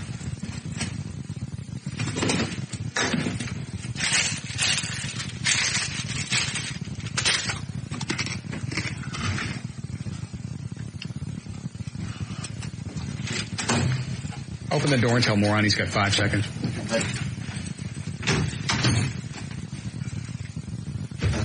All right, bring us back.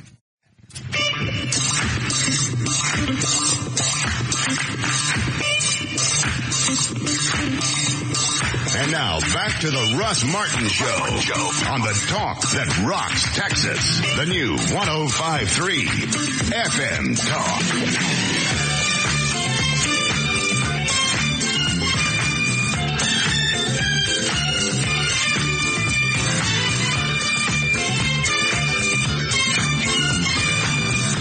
Okay, 5:55. Check on traffic. Jonathan Dodge at the controls of the new 105.3 FM Talk. White Lightning. Live, thank you, Russell, in Dallas, northbound. I-35, just after 6:35. There's an accident on the right shoulder, causing a brief delay on the ramp from westbound, 6:35.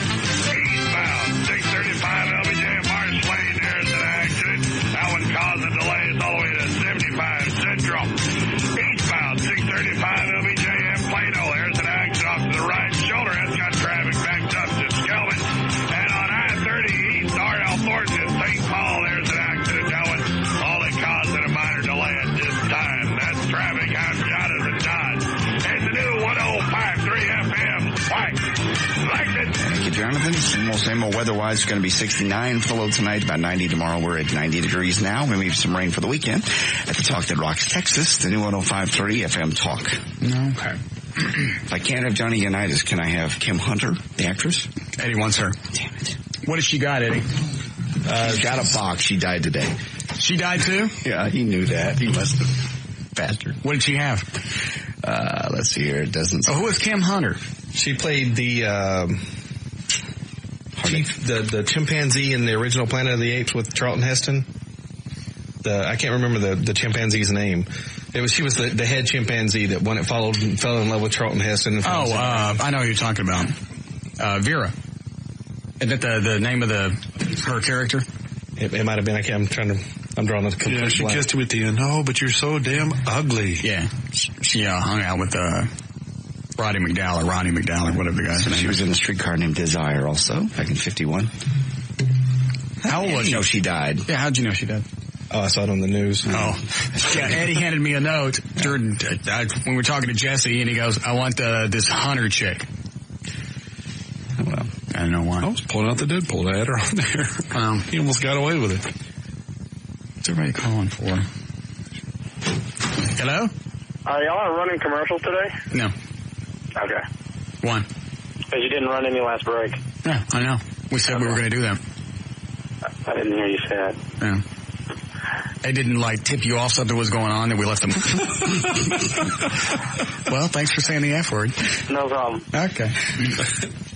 I told the delay still worked. Yeah. I told you, people would find this intriguing. Yeah, they do. I told you the first time I heard a satellite feed and they went away and you could hear them talking and it was driving mad, man. I turned it up and leaned into it going, what's he going to say? I'm going to catch something. They don't know, they think they're off the air or whatever. Yeah. I'm going to catch something. Oh, first time I ever saw a satellite feed and, of course, no breaks. Mm-hmm. Frank Gifford sat there picking his nose throughout the entire break. Just digging away. Was it like a knuckle? Oh, yeah. Yeah, he was digging and digging. I love those. And then he pulls a handkerchief out, wipes his finger on the handkerchief, and, all right, we're going to be back in 30. Well, he knows he's in front of cameras and stuff. How do you forget that? They're just not thinking about it. First, you got people around you operating the cameras. So I never dig in my nose in front of people. I don't. Okay. No, when have you seen me digging my nose? I've never seen you digging your nose. You've been caught in the parking lot, but never. Oh yeah, that chick caught me, and man, I was like I was fisting my nose. Oh, yeah. I was all day. Yeah, I was this far, and it kept running from me. It did. Yeah, it's one of those Richard Kimball's. Yeah. Little one-armed mugger. Yeah, it's running from me. I'm going, I'll get it. Yeah. You see, Bob, the dead air brakes, they're not that bad. That's the worst radio I've ever heard in my life. It is not. It's horrible. I can't believe it. You don't listen to Midday Show?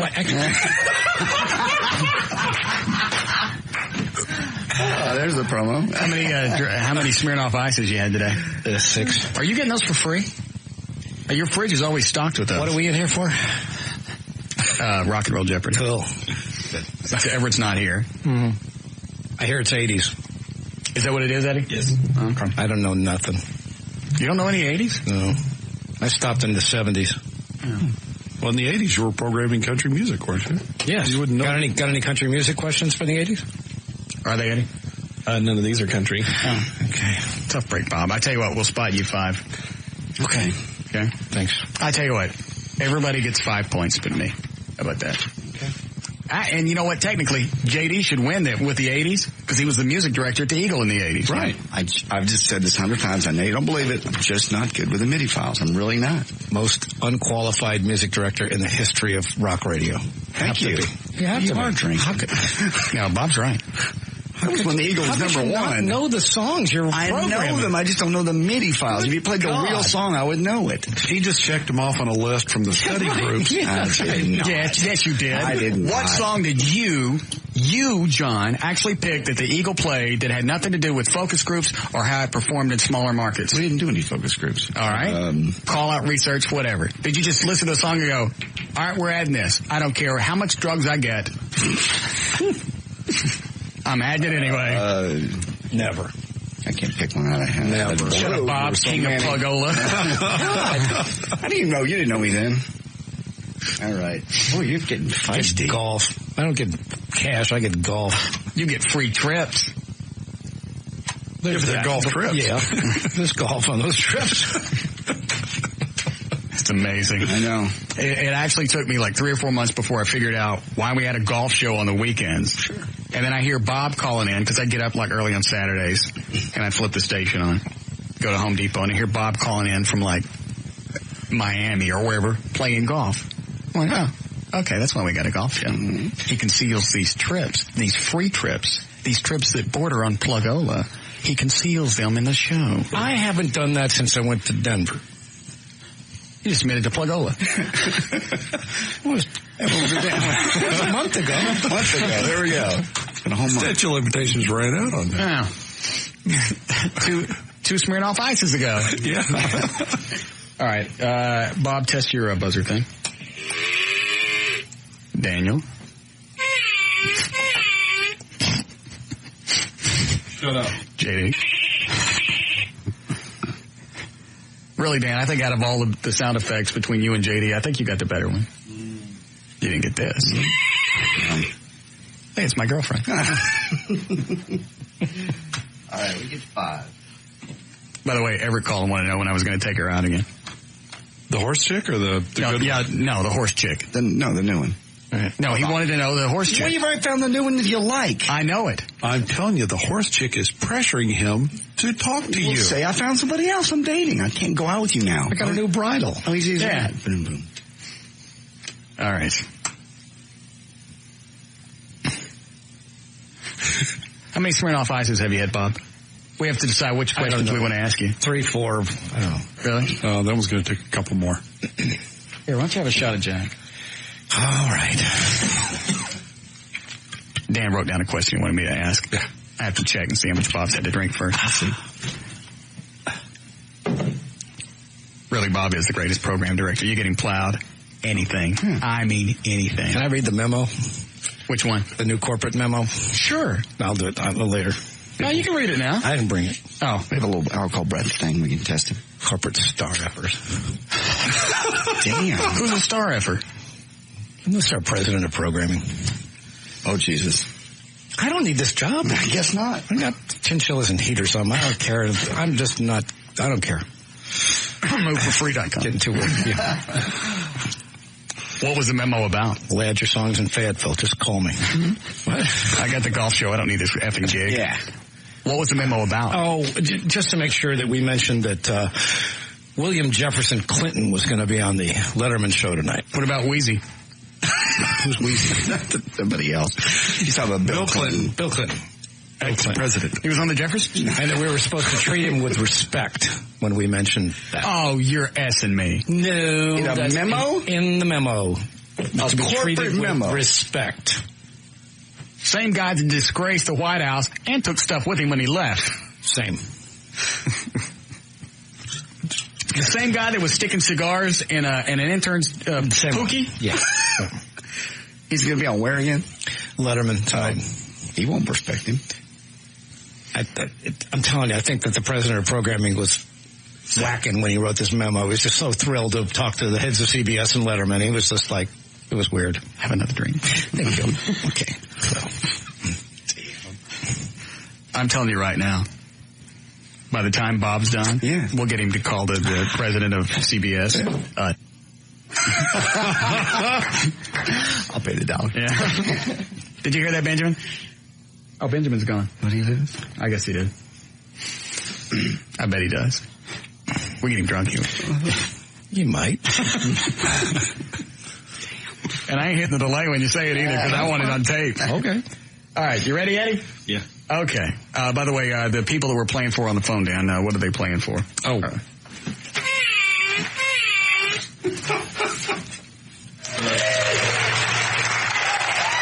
They are playing for a pair of tickets to see Loverboy, Survivor, and Eddie Money at the Bronco Bowl, September 22nd. A $40 gift certificate and free admission to the lodge. And the entire second season of The Sopranos on DVD. And a copy of Billy Lee Davis's hit CD, Summertime in Texas, featuring the hit single, Call Me. All right. Do we need to mention where Chloe is before we start this? Yeah, just Don Pablo's? Yeah, he'll be from 6 to 7 at Don Pablo's in Irving, 3911 Airport Freeway, next to Irving Mall. He's got the police and firefighter posters. Those are $10. Right. Not even available on the web yet. In fact, I think they just came in yesterday. We figured today would be a good day to sell them. Perfect. All the money goes to the Police and Firemen Foundation for the show. All right. Fire off the first one, Eddie.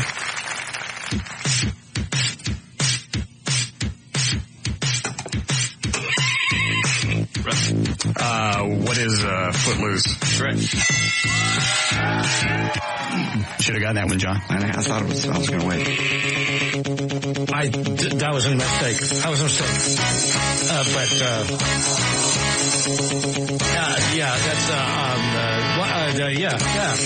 What? Eye of the Tiger. Yeah. Is that right? Correct. Oh, just doing the title this time? Yeah.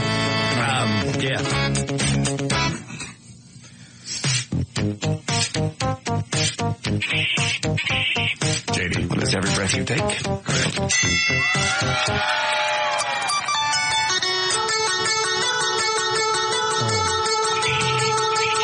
JD. What is Everybody Wants to Rule the World? Correct. Is that right? Yes. Oh. Russ. What is Walk Like an Egyptian? Correct.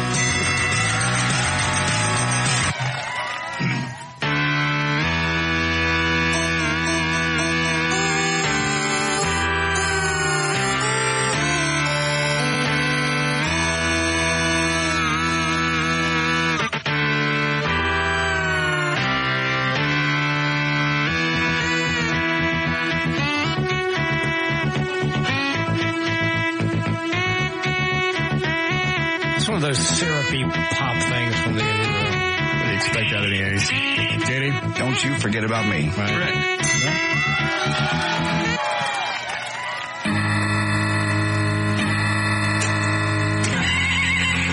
What is Beat It? Correct. How fitting.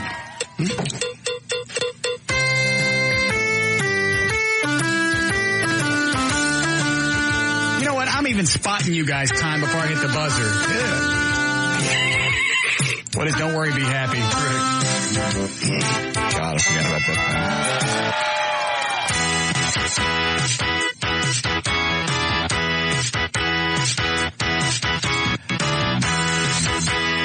That's not from the 80s. It had to return because of a movie. What is Born to Be Wild? Correct. It was in a what? From the 60s. It was in a movie. Major one of the League. teen movies. Oh, so they re-released it. Okay. It is I Just Died in Your Arms Tonight. Correct.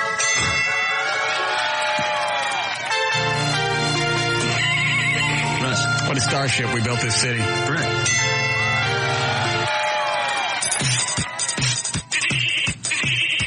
Wow. JD. I don't know what it is. Oh, Whip It. What is Whip It? Oh, what is Whip It? You got it.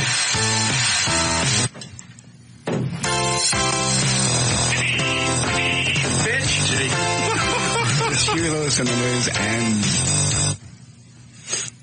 and... Huey Lewis and the News and... Damn it! Russ. That's Huey Lewis and the News, The Power of Love.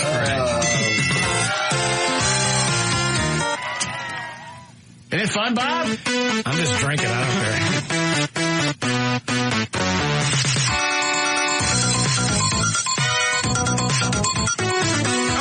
Oh, where's my... Damn. I forgot where my buzzer was. What is weird science? Correct. You were hitting everything on the car. I forgot where it was.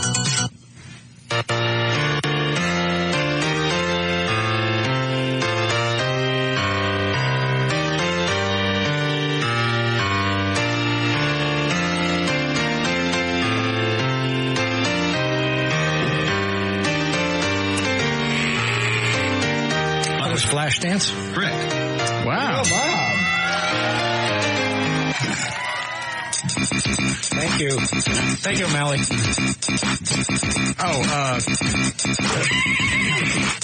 What is safety dance? Men without hats. Correct.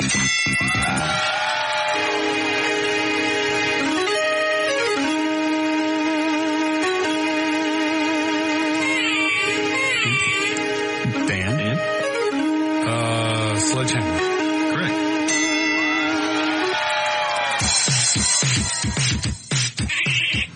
Rap.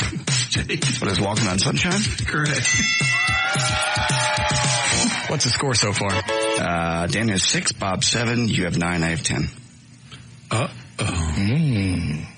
We just bought us 5 points. That don't mean nothing. I still got 9. Yeah. Go ahead.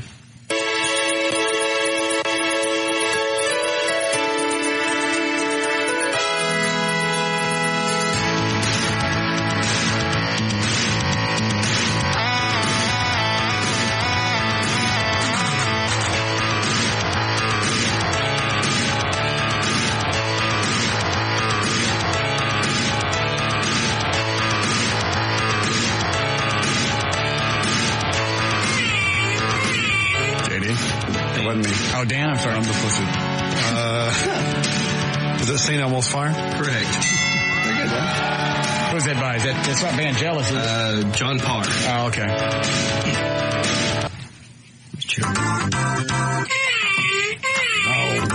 Dan. Jitterbug? No, that's not the name of the song. That's not the name of the song. Damn it. Wake me up before you go. Damn it. Idiot. I did that last time.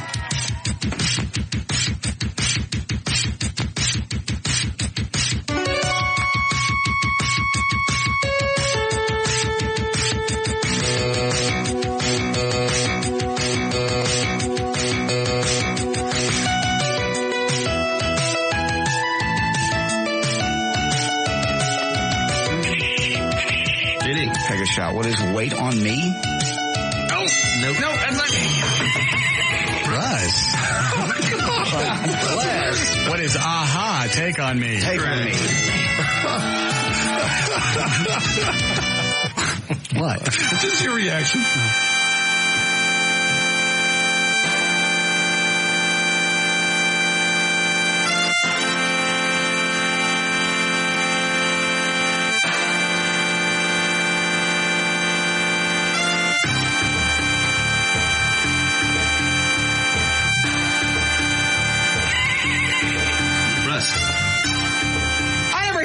Yeah, you did. It went. Who hit it? I didn't know. You did. While you were dancing around. I think your headphone cord hit it. Oh. But you hit the buzzer. You got to guess. What is That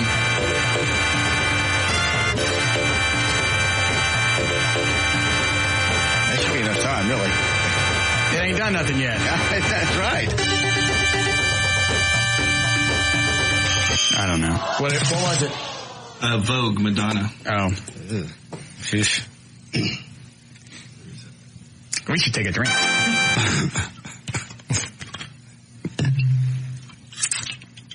Here, Bob, have it over with. Thank you. I want to find out what you pay your midday show. $150,000. Was that Ron and Don? No. Okey-dokey. Somebody's lying. No. Billy Joel, Uptown Girl. Correct. Yep.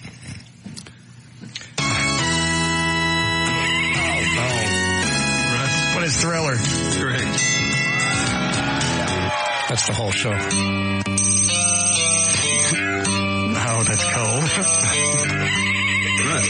What are the Monkees? Last Train to Clarksville. Correct. From 67. It wasn't re-released in the 80s. Why didn't it hit?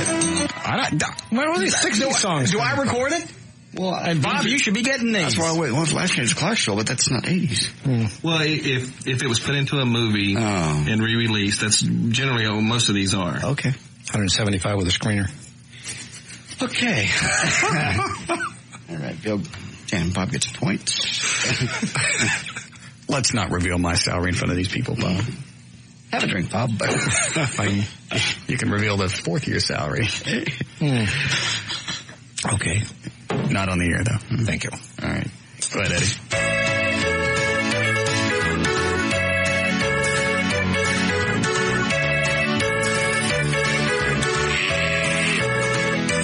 Red Rubber Ball? Correct. A Circle 60s song, too. Yeah. Well, good. You got a better shot then. Okay. Did you say who did it? Circle. Yeah. See why.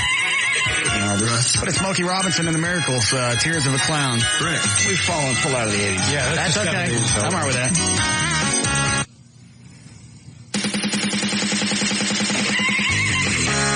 Right. What is, I thought it was going to be something else.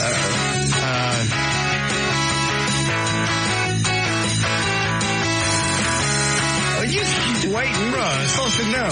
I don't know. I'm about to.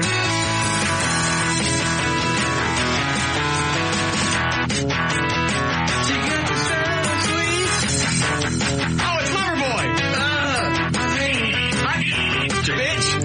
What is Hot Girls in Love? Hey, Trust. That's cold. I gave you one earlier.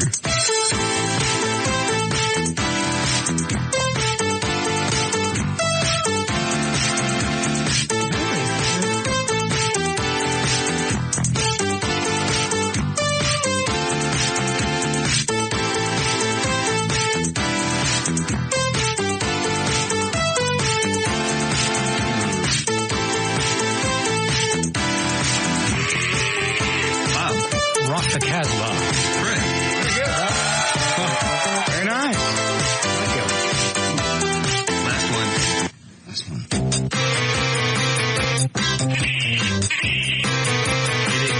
What is James Brown? That feel good?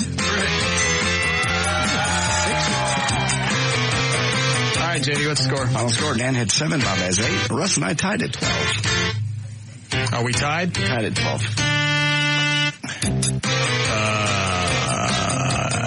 All right. O'Malley, give it to the guy on line 3. I decided because I guessed. Tell him what he's got, Daniel. All right, congratulations, guy on line 3. You won a pair of tickets to see Loverboy, Survivor, and Eddie Money at the Bronco Bowl, September 22nd. A $40 gift certificate and free admission to the lodge. To buy tickets to Loverboy, Eddie Money, and Survivor, call Star Tickets now at 1-888-597-STAR. And you win the entire second season of The Sopranos on DVD. With AT&T Digital Cable, you always have lots and lots of viewing choices. Plus, the interactive programming guide gives you an easy way to find just what you want to watch. All right. Eddie, instead of taking a break here, give me the CD. Does this have one of the sermons on it? This one does. Which one is this? This is Preaching Freedom. The Freedom one? Yes. Wasn't this the big one? Actually, I think this one's actually longer. This is the year. I don't mean longer. I mean, oh, yeah, that was a good one. Okay. Then we'll play this one. How long is it? 4 minutes, I believe. Oh, good. That's long enough to go whiz.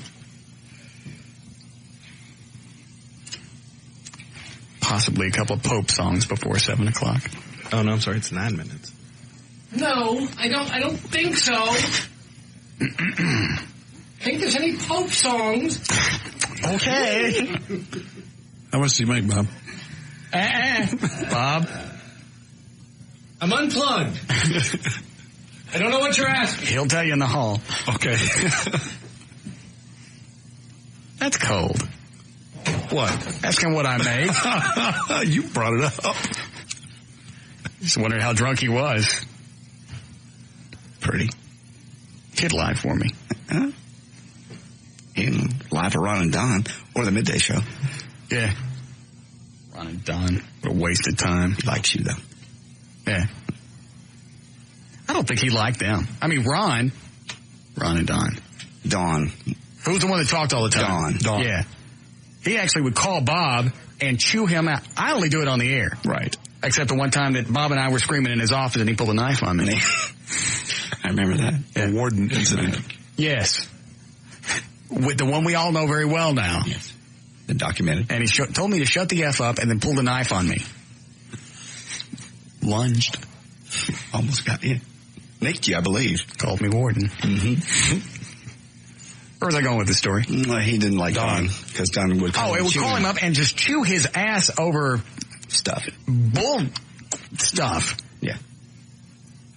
And then something was going wrong with that stupid charity ride that they did. It was a good cause, but it was a stupid way to raise cash. I'm going to get on a bike and ride coast to coast, and you give us money? Well, there's a genius idea. I'll give you cash to stay at the coast. I think they did, didn't they? Yeah, actually, that worked out pretty good. Yeah. They went, hey, he's on a bicycle. Tell him not to come back. I think they waited till they got to like Harlingen or something and went, nah, stay. Almost over. He did one too many screaming at Bob's. Well, and he also screamed at Cindy Coyle because something wasn't going right. Everybody knew Cindy had cancer. And you know what? She kept coming to work. Me? Good. Oh, yeah. I'd have been at home saying body parts are falling off. I'd love to come to work, but my foot's in the freezer. Yeah. Coming to work, you know, she was wearing a wig because she'd gone through chemotherapy. He comes in and is screaming at her about some absolutely non-issue thing. And at that point I went, you know what? Screw all of them.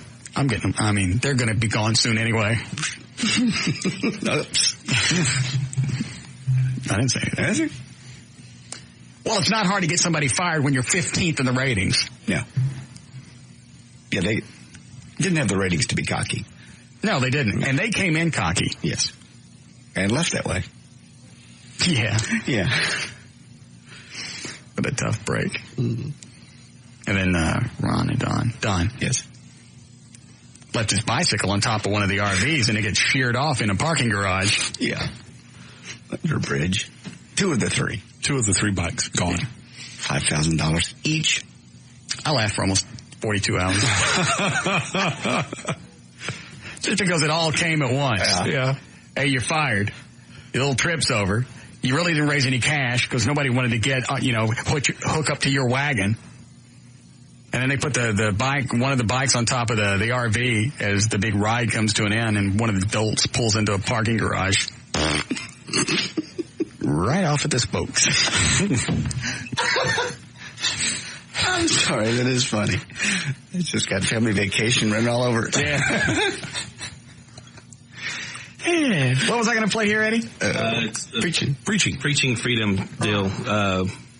Track 1 is setup and preaching, and track 2 is just the preaching part. Oh. I didn't know how much you wanted to go. I'd like a lot of it. Track 1. This didn't run last week, did it? No. Okay. Russ, how are you doing? Mm-hmm. Hey, Dan, tell the chick on line 3 how to get up here. Oh, okay. That's Tiffany.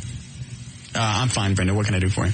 Well, I wanted to tell you something that I saw over the weekend. Yes, ma'am. And listened, and I want you to hear what you have to say about it. Okay. Okay, across the street from me, there's a family that lives there, and they've been flying their flag like everybody else up and down the street.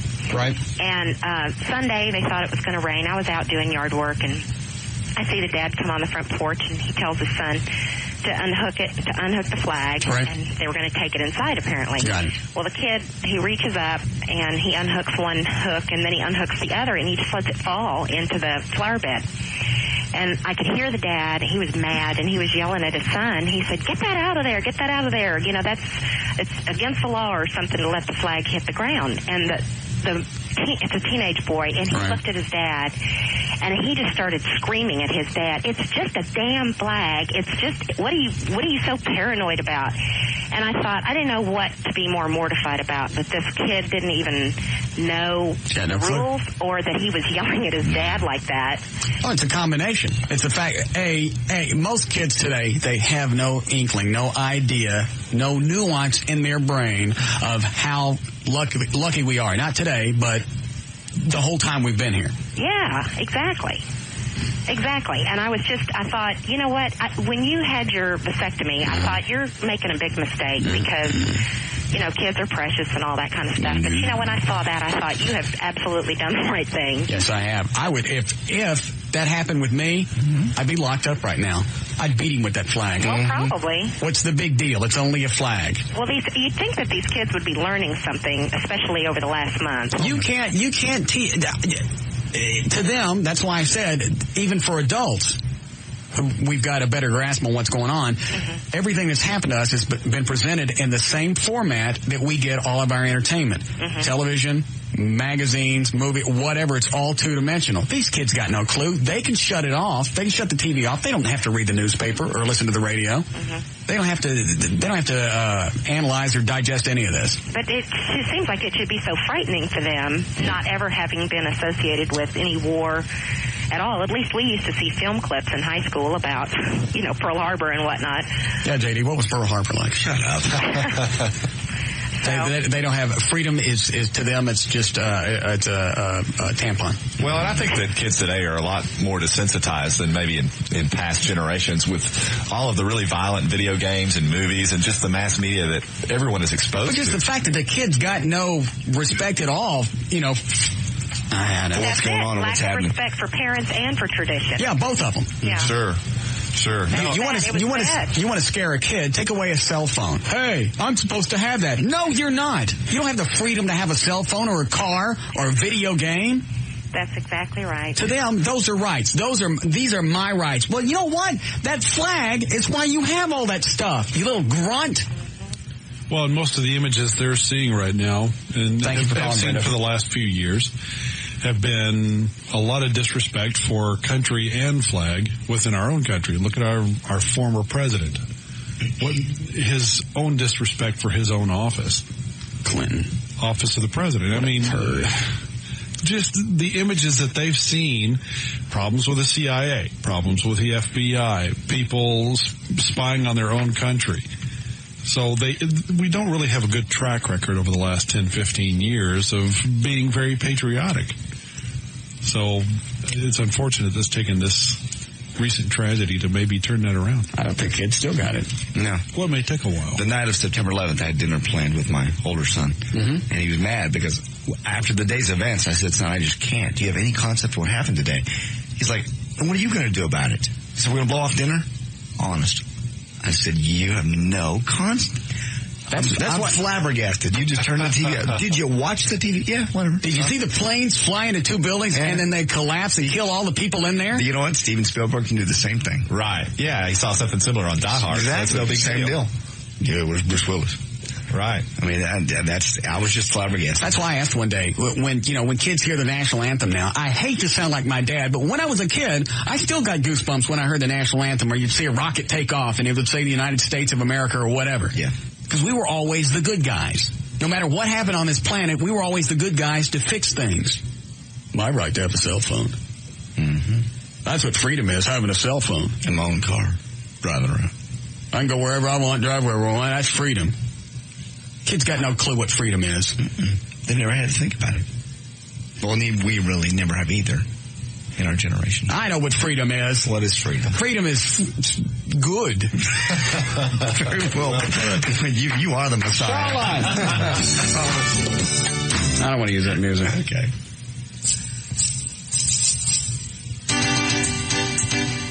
I tell your ass. Okay. I tell you, since we're on a Messiah roll today, let me tell you what freedom is. Is it something special? Is it a special deal? Is that what freedom is? Is it something that you get bigger size? Is it something you get without paying? Something you need a coupon for? Is it a tampon? No. Freedom is the power to choose. I say it's the power to do what I want, to think what I want, to do what I want, to be what I want. Freedom isn't just a word. It's the foundation. Say it's the foundation. I can do this. I can do this for a living. Well, this will be good. Yes, you can. You're in a pattern. You're in a roll. You're on a... Yes. Fight it. The foundation of this country. I'm free to do what I want. I can live where I want. I can eat where I want. Except Dennis. I can believe the way I want. I can look at porno all the time. Why? Because I'm free. I can sit in my home. I can make little mayonnaise mud puddles all day. Why? Because I'm free. I can watch the TV. I got the freedom that if the Ashley Banfield comes on, I can drop my drawers to half staff and let the meaty Minutemen fly. Have the freedom to be stupid, the freedom to be fat, the freedom to be ugly, and to be of no use to society because you don't deserve sex. People come here from all over the world to taste freedom. Red, white, and blue are not colors. What are they? They are symbols of freedom. You can burn our flag. You can burn images of our president. You can burn images of the United States of America, but you can't burn freedom. Freedom isn't a fabric. It's not paper. It's not cardboard. Because if it was, you could burn it in the chimney. Stop it. Freedom is an ideal. It is a right. You can't burn right. Can you burn right? No. I tell you what you can burn. You can burn that Al-Qaeda. You can burn terrorists. We can burn terrorists. Hold on a second. Deep breath. I'm almost done. You have to work out some more and do some aerobics if you're going to do this every day. Yeah, it's beside stuff. Where you at? Just don't ride a bike. Yeah. Hold on. I'm almost done. Okay. Where did I leave off? Oh, that's right. Terrorists. Oh, that's right. You can burn terrorists. You know why we can burn terrorists? Because I say we are the good guys. How cool is that? It's cool. I say we are the good guys. We have righteousness on our side. Who are we? We're Batman. We're the cavalry. We're the Lone Ranger. We're Lancelot Link, Secret Chimp. Hey, brother, wait a minute. We're Superman. We're Spider-Man. We're the Green Lantern. We're Punch and John. We're Shaft, Super Chicken. The Groovy Ghoulies. We're Electra Woman and Dinah Girl. We're Flash Gordon the Rock. We're the Bugaloos. We're Josie and the Pussycats in outer space. We're Zorro. We're Starsky and Hutch. We're RoboCop. Hercules, Adam 12, Shazam, Underdog, Captain Kirk, the Super Mario Brothers, the Flash, the Incredible Hulk, and Coach Tom Landry. All wrapped up into one. We are the United States of America. God bless us all. Give generously when the plate comes around. I got to go to the little pictures room. I popped a butt vessel. We'll be back. That was incredible. Thank you. Nah, actually, you know what? I remembered it being better. No, it was good. Was there a different one, Eddie? The year-end sermon's the only other one I have. Did that one suck too? No, actually, I liked all three of them. I'd listen to them. Well, you say that because... Now, the first one that we played today had more of an emotional impact. I can't remember. It reminds me of another emotional moment that you had. Which is what? I've never liked the term public servant. You watch over our homes and our... Yeah, all the mics are off. No, I don't want you to read it. Well, then you read it. I don't want to read it. You read it in front of all those people, in front of all those policemen and firefighters. And that was meant just for them. That was for them. It's just like these sermons. They're good or they're okay in that moment. For some reason, after you listen to it. Well, this is very fitting now. For today, especially. What? For today, especially. For all the police and the firefighters and the military, for that matter, have done for us over the last year. Everybody didn't get to come down there. Some cops had to work. Some firefighters had to work. Everybody didn't get to come to Ennis. And I was watching on a news report earlier this morning that nationally, firefighters and policemen have been more respected and treated better since 9/11. Well, they should be. They should have been before that. But this brought it to the forefront. It really got people's attention. And I think this is very appropriate at this moment. You're making fun of me and the speech thingy. No, I'm not. I'm reading this. This is the speech you wrote. How am I making fun of you? You don't have to do the salute thing. It'd be nice if you would do the little salute at the end. No, in fact, I got an email from Thomas today, my realtor. Oh, yeah. Mm-hmm. He goes, have a great show today, buddy. I salute you. Nice little slam. Smart ass. There's no slam there. That is a slam. He said, I salute you. You know what he meant? The fact that I look like there's King Goldberg on the hall. What's he doing in the building? Don't acknowledge him. He'll come in. No, he's not coming in. He's probably up here bitching about his show again. My show moved. That's all he bitches about. I know. Move my gun show around. Stop sucking. You say that because we're all packing. Yeah. Shows that sucker on wheels. Ask Ron and Don. Ouch. Ouch. Okay. You know, it's funny because you go to Ken's, does he still have the gun range? No. It's not his. Sold it. It's still there. They took it away from him. No, he let it go back. No. Sold it. Well, when he was doing the gun courses. Correct. He's a really good speaker there. Mm-hmm. The class went quick when I renewed my handgun license. Mm-hmm. Went quick, and I'm thinking, why don't you do this on your weekend show? You're a lot more natural, a lot more entertaining. Mm-hmm. And something about, getting into a studio sucks all the talent out of me. He just gets in his own element at the gun club because it's his place, and this is, as you well know, when you step into a radio station and been there for a while or new one, it gets a little intimidating. But he's been doing it for a while. Yeah. The suck factor should have dropped off. Okay. But then again, you have professionals like Ron and Don. It never fell off. Never. In fact, it seemed to increase. By God. It's like a great big suck front. A suck pressure front. Just a great big huge suck pressure front right in the middle of the Dallas. Yeah. Spinning in circles. Ron and Don. So sad to see them like 3 months after they'd been fired here. Don was still driving around with KYNG logos on his car and Ron and Don show on his car, his personal vehicle. Seems like somebody told me that. Yeah. We'll get a couple of emails about it, I think. Thomas sent me a picture of it. He goes, hey, look, I saw Ron and Don. Don driving around in this today, and I thought it was an old picture and he was just being an ass. Then he told me later, he goes, no, that was today. I went, well, they fired him 3 months ago. He's still driving around his own vehicle with KYNG logos on the back. It was in front of Sopango. That's right. So he was probably, still going there and go, hey, I'm still on the air. They're just letting these other people on for a while until we come back. It's one of those radio stunts where they act like they fire us for 3 months and then we go back. Is there a cover tonight? Bob checked the ratings in Seattle. They suck there too. Great big suck front. Yeah, well. No, Dan. Come on. The people want to hear it. They've heard it. You read it. That was a long time ago. Why don't you read it? I don't want to read it. I read it. I wrote it. Read it just like you read it. And I was drunk when I wrote it. Perfect. Read it just like you read it then. At the police fire thing? The police firefighter thing. Mm-hmm. When you do the little salute at the end, poke your tummy out. See, I do look fat in that picture, don't I? No, Dan. I do. Dan's right. When I went to salute, went like this. Because you put your shoulders back. Everybody's tummy goes out when their shoulder goes back. Quit it, Dan. Plus, I think the salute's supposed to be like this. Yeah. Does that look more official? I think you're right. Shoulder forward. Yes. You did kind of the John salute. You know what? God damn it. Yeah, you did.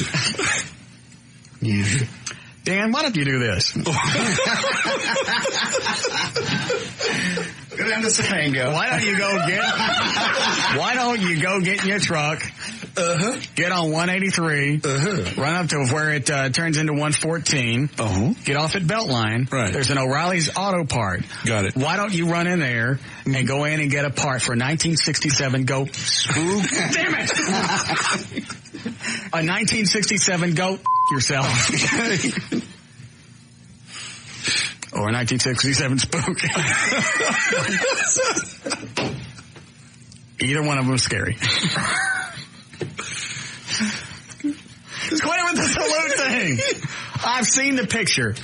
I even told Rob off the air, I went, please do not put the salute picture in the police fire poster. I look like a complete mongoloid. Didn't that picture make it onto the new one? Yes, it's on there. I say, and people can go pick it up right now. In fact, for the next half hour, Don Pablo's in Irving, 3911 Airport Freeway next to Irving Mall. $10. You get to see Russ doing the John salute. Now he won't read it because you embarrassed him. I'm not reading Please it. I'll read it. First of all, the salute thing was bad enough. And the cheesy... It's a very good speech. It's very poignant, especially for today. Yeah. We got 20 minutes left. I even thought... the speech thing in 20 minutes. I got the idea, because we're driving into the Texas Motorplex. Mm-hmm. Motorplex, yeah, in Ennis. We're driving in there, and I'm riding with a police officer from Cedar Hill. Rode in the parade with him. Yeah. So as we're turning into the Motorplex, I think it was an Ennis cop that was directing traffic, because they went out of their way to get us through the city of Ennis all the way down there to the Motorplex. And as we make a right-hand turn in there, I see the Ennis cop who's standing there directing traffic do the salute like that. I thought, hey, that's cool. Nice little thing of respect. The guy, Lance with Cedar Hill did the salute thing back. I thought, I'll end it with that. Perfect. It was good. I looked like a douche. No. Seriously, it was a 160-pound vinegar and water pouch. Oh, that came out my nose. Oh, wait. That burned. I'm blind. You're not blind. You're not getting out of the speech. Get up here. My leg. Foot is in the Come on, you read it this time. I can't. I have a stool in my blood. Do it. I blood my stool. It's bad either way. I never get that right. Read it just like you did that day. We got to do news. We don't got to do news. Yeah, we do. We got 19 minutes. We got no spots. We got to do news. We can do news after this. That's it. For all the cops and the firemen, as well as the military, that did not hear that day, don't you think they deserve it? What is it, Cam? What's that? Yes. Yeah, I just wanted you really to read that letter. I mean, I really want to hear this speech. Are you bagging on me, too? You know what, Ross? I think you really need to read this speech.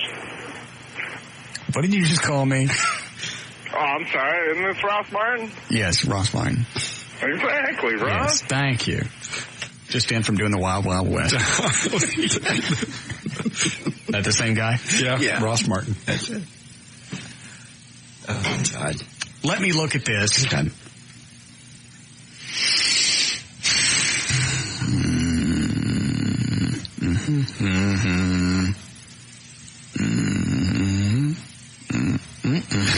Firemen and cops have done so much for us. There's so many that listen to this show, especially today. Let's do news. Okay. And then I'll think about it. Okay. We can do that. Where's the whiskey? There. Over there. Whatever Bob left. Oh, Jesus! I know. Look at it. What, did he pour it on the floor? No, that's later. It was toward the floor. That's when it comes back out of his mouth. Yeah. Hey, that is corn whiskey. Oh, God. Get it? Yeah. Got it. Because see, when he vomits. Yes, I know. It's got the corn in it.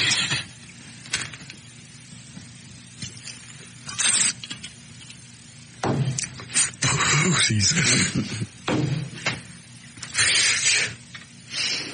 What is it, Daryl? Yeah, Russ, I'm a Desert Storm vet. I'm not in the military right now, but I would still love to hear that speech. I think it would be kind of cool for us. Come on, buddy. Perhaps after the news. Please, come on. All right. Come on, Ross, read the come on.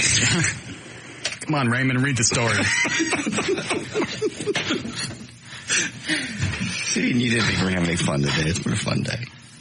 It's been a damn long day.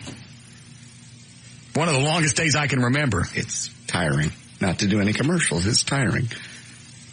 How many breaks did we actually take? 3? 3. I like the dead air breaks. Mm-hmm. It's refreshing. I think so.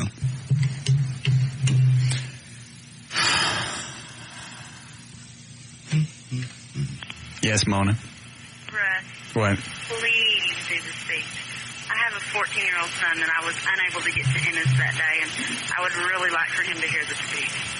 I've taught him so much about freedom, and I think it's really cool that you can act like such a, turd on the radio, but have such a big heart. I'd really like for him to hear that. Okay. Please. Perhaps in a few minutes. Please. Okay. Thank you.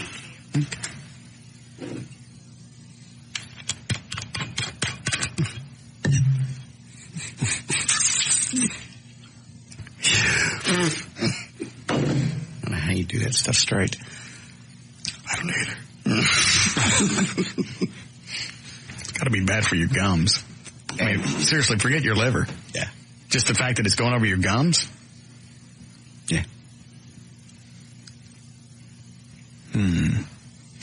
All right. Do you have any new stuff left? Mm-hmm.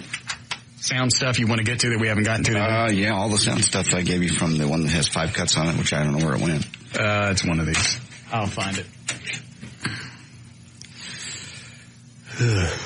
We also have, I have audio from the New York City Police Department, the police scanner the day of 911, if you want to get to any of that. Oh, I want to hear that. Okay.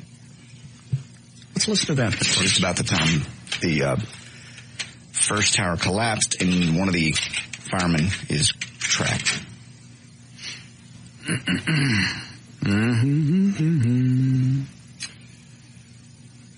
CD comes up there. All right, let me start that again. They came in really loud. I mean, it was so loud I hit the delay, and I very seldom do that. All right, this is from the police fire scanners in New York City. Fire scanners, just as the first tower collapses, and one of the firemen is trapped, and he's trying to tell everybody where he is. Got it. Quiet, let me talk. Central, clear the air.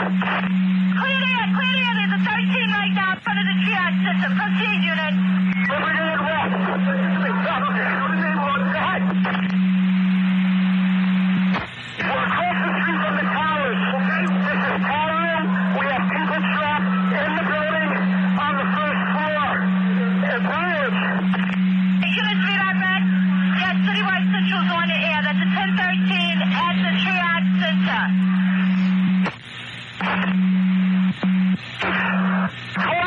The EMS triage center at the time unit is across the street from the towers.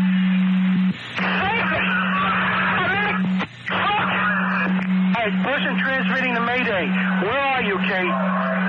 I just told you. If you look at the World Trade Center, there's the North Pedestrian Bridge. I think it collapsed when that partial building just collapsed. I was on the street. I don't have much more. Please. I copy that. I'm going to go hook for. 10-4. Manhattan Fieldcom, urgent case. Manhattan, please send somebody. Okay, the person calling for help. Listen to me. You need to calm down and relax. Stand by. We do have somebody on the way. You maintain air. Get off the air. We do have somebody on the way over to you. You to remain calm. 10-4. 10-4. I'm in the camper truck. 10-4. We do have people on the way over there. Manhattan Fieldcom, urgent case. Stand by. Manhattan Fieldcom, urgent.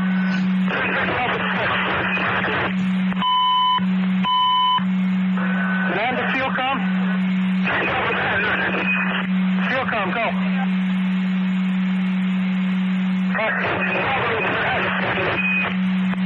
Manhattan Division 1-1.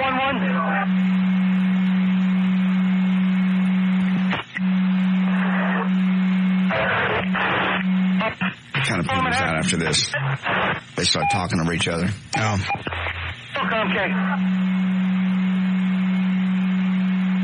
George, have a mobilizer. 4.5. Hey, everybody, try. Go. Fieldcom, Kate.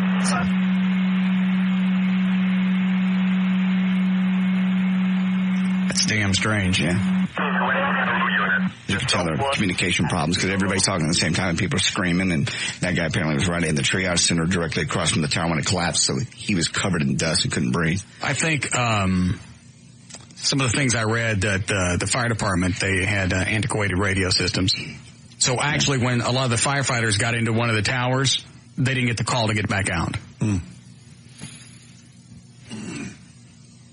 And probably the most striking footage that I saw.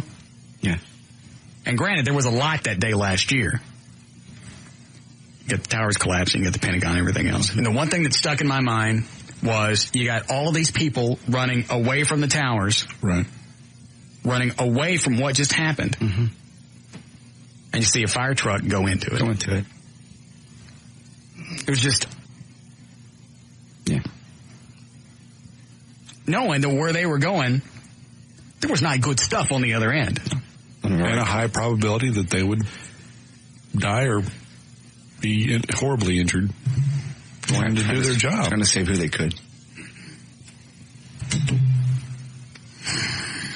Anyway. Didn't bring everything down, sorry. Well, you certainly did. I hope you're happy. Let me look at this again. Now you have to read it. It might be a good time. I think now, after as much whiskey as I've had, I'll cry. Oh, go ahead. I don't want to cry. We'll cry with you. I didn't get a 69 Cuda or whatever you just got. What did Laura get you? 69 Charger. She seriously got you that car. Yeah, I'm looking at the pictures. I like days when Eddie and I don't cry, and you guys do. Oh, Eddie don't ever cry. The only days that Eddie cries is the day he didn't kill somebody. I don't think I've ever seen Eddie tear up. I'm thinking. I'm trying to remember last time. There was a time I had to go through 3 clips. All those bullets weigh 50 cents a ball. Yeah. Bullet. Figure up. What's the last time you teared up? You remember the movie Something for Joey? No. I don't know. I was in school. I remember that. I'm really trying. That was it? Not like when your kids were born or anything? Nah. That's not a time to cry. I don't know. To anybody that I've talked to that said they saw their kids born, they got, choked up. I did. JD tried to kick his back in. I did not. I think when my granddad passed away, that was it. That was about 12 years ago. What about your grandma that just died? It was weird. It was kind of different. I mean, I think my granddad died just like real suddenly, so nobody really expected it. And my grandmother, we were kind of like waiting. I mean, she just kept getting worse and worse and worse, so I think you just kind of had time to deal with it. Did you cry when you got shot in the hand? No, I passed out. Okay. That's what I would have done. That's better. That'd have been first on my list. Yeah. Shot in the hand, what's next? Oh, yeah. Excuse me a second, ma'am. The paramedics were looking at my face because I'd ripped my forehead and my nose hitting the carpet so hard when I passed out. They were like going, did you get it in the face? I'm like, no, it's in my hand. And they're like, going, but your face. And I'm going, my hand's got a hole in it. Hole, I give you a hole, bullet. See the hole in the hand? Does it look like Jesus? That ain't supposed to be there. Well, we don't even have time to do news now. Go ahead, you're on the air.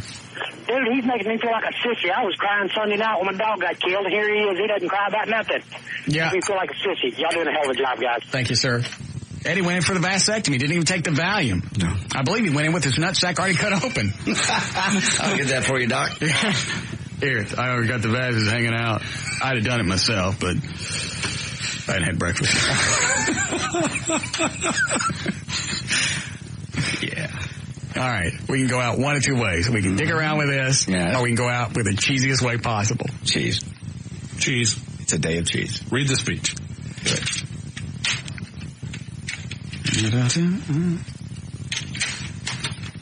Because I also brought a CD today with a song. I thought if the moment came up, you just kind of feel it out. And if the right time comes up, you play it. Okay. And if it doesn't, you just kind of ignore it. You don't need it. Right. We have another drink.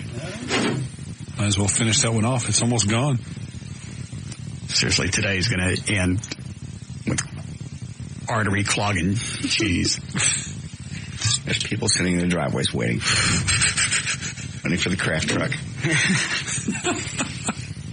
All right, here's what we'll do. I'm going to read this. Let me make sure I got the right cut. I don't think that's right. Hold on a second. I take a break and check the CD, but we got no spots. All right. That's the right one.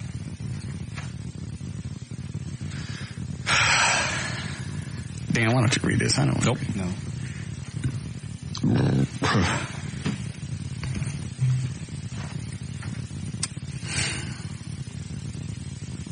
Let's go. Let's turn the mics off and talk about it. No. Yes, we can. Watch.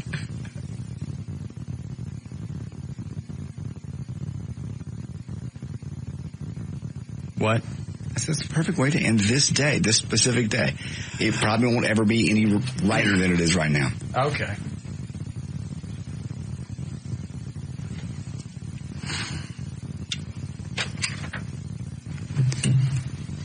Now would be the time to roll tape on the show, because I ain't never doing this again. In fact, tomorrow when I sober up, I'm going to be damned embarrassed. Okay. I'll read this. Give me $20 a piece.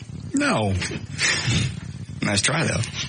Eddie just closed his heart. I think I saw Eddie cry. He's going, I've never seen that much money at once. My wife only lets me see it like in bags of quarters.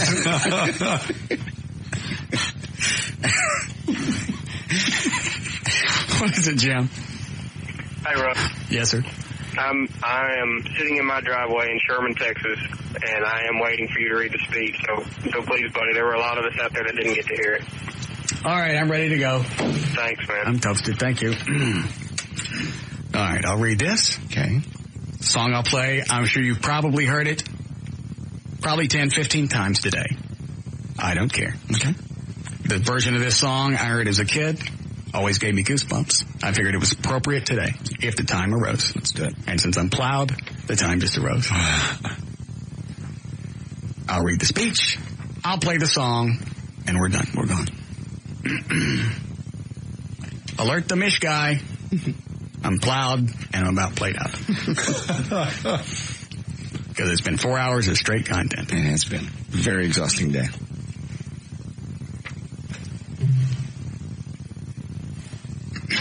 Please, come on. The guys, people are sitting in their driveways. One guy in Sherman is sitting in his car. One guy, you're right. The other one. One guy.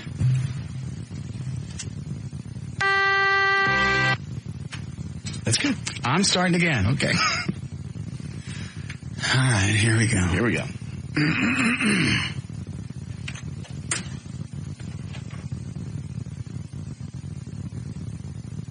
Seriously, this song after this speech is going to make you cry. Okay. Will. I'm ready. It's been a very exhausting day. We all stayed up very late last night getting ready for the show. Dan didn't. Well, other than Dan. Got up very early. I don't know about you, but I'm tireder than I've been in a long time. I am too. Okay. I wrote a Pope song for today. You want to hear it? No. All right. Ready to go. It's a good one. I like this. Let's go and do this one. Then if we have time, we'll do the other one.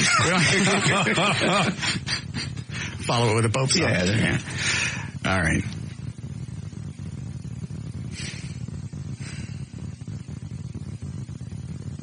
I can't read this. It's a damn button. Come on.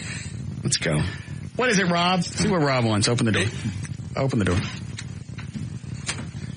Wait for you to read the speech again. You heard it out in Ennis. I know, but I want to hear it again. We want to hear it mixed with a song. All right.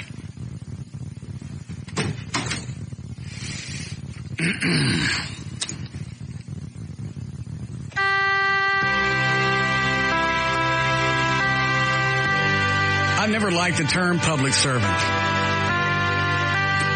You watch over our homes. You watch over our families. You allow us to sleep with a secure feeling at night, knowing that if we need you, you'll be there. I can't imagine what it would be like if you weren't. Instead of public servants, I think I like the term public guardians. When we're in trouble, you're the first one we call. And more often than not, you're the last one we think. And after the events of this past year, we depend on you even more now. And even though your job may seem thankless at times, you certainly have my envy. You can say things that most of us will never be able to say. I saved somebody's life today. Tom Cruise, Michael Jordan, Troy Aikman, people like that. People that we look up to, they're not our heroes. You are our heroes. When I think of the absolute essence of a true American, I think of you.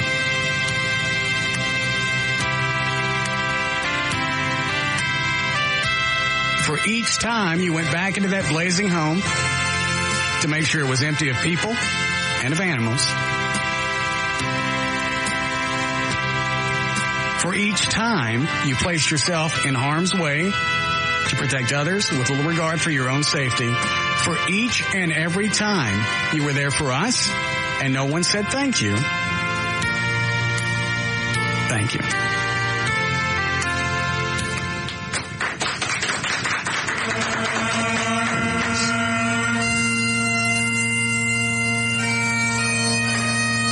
I told you.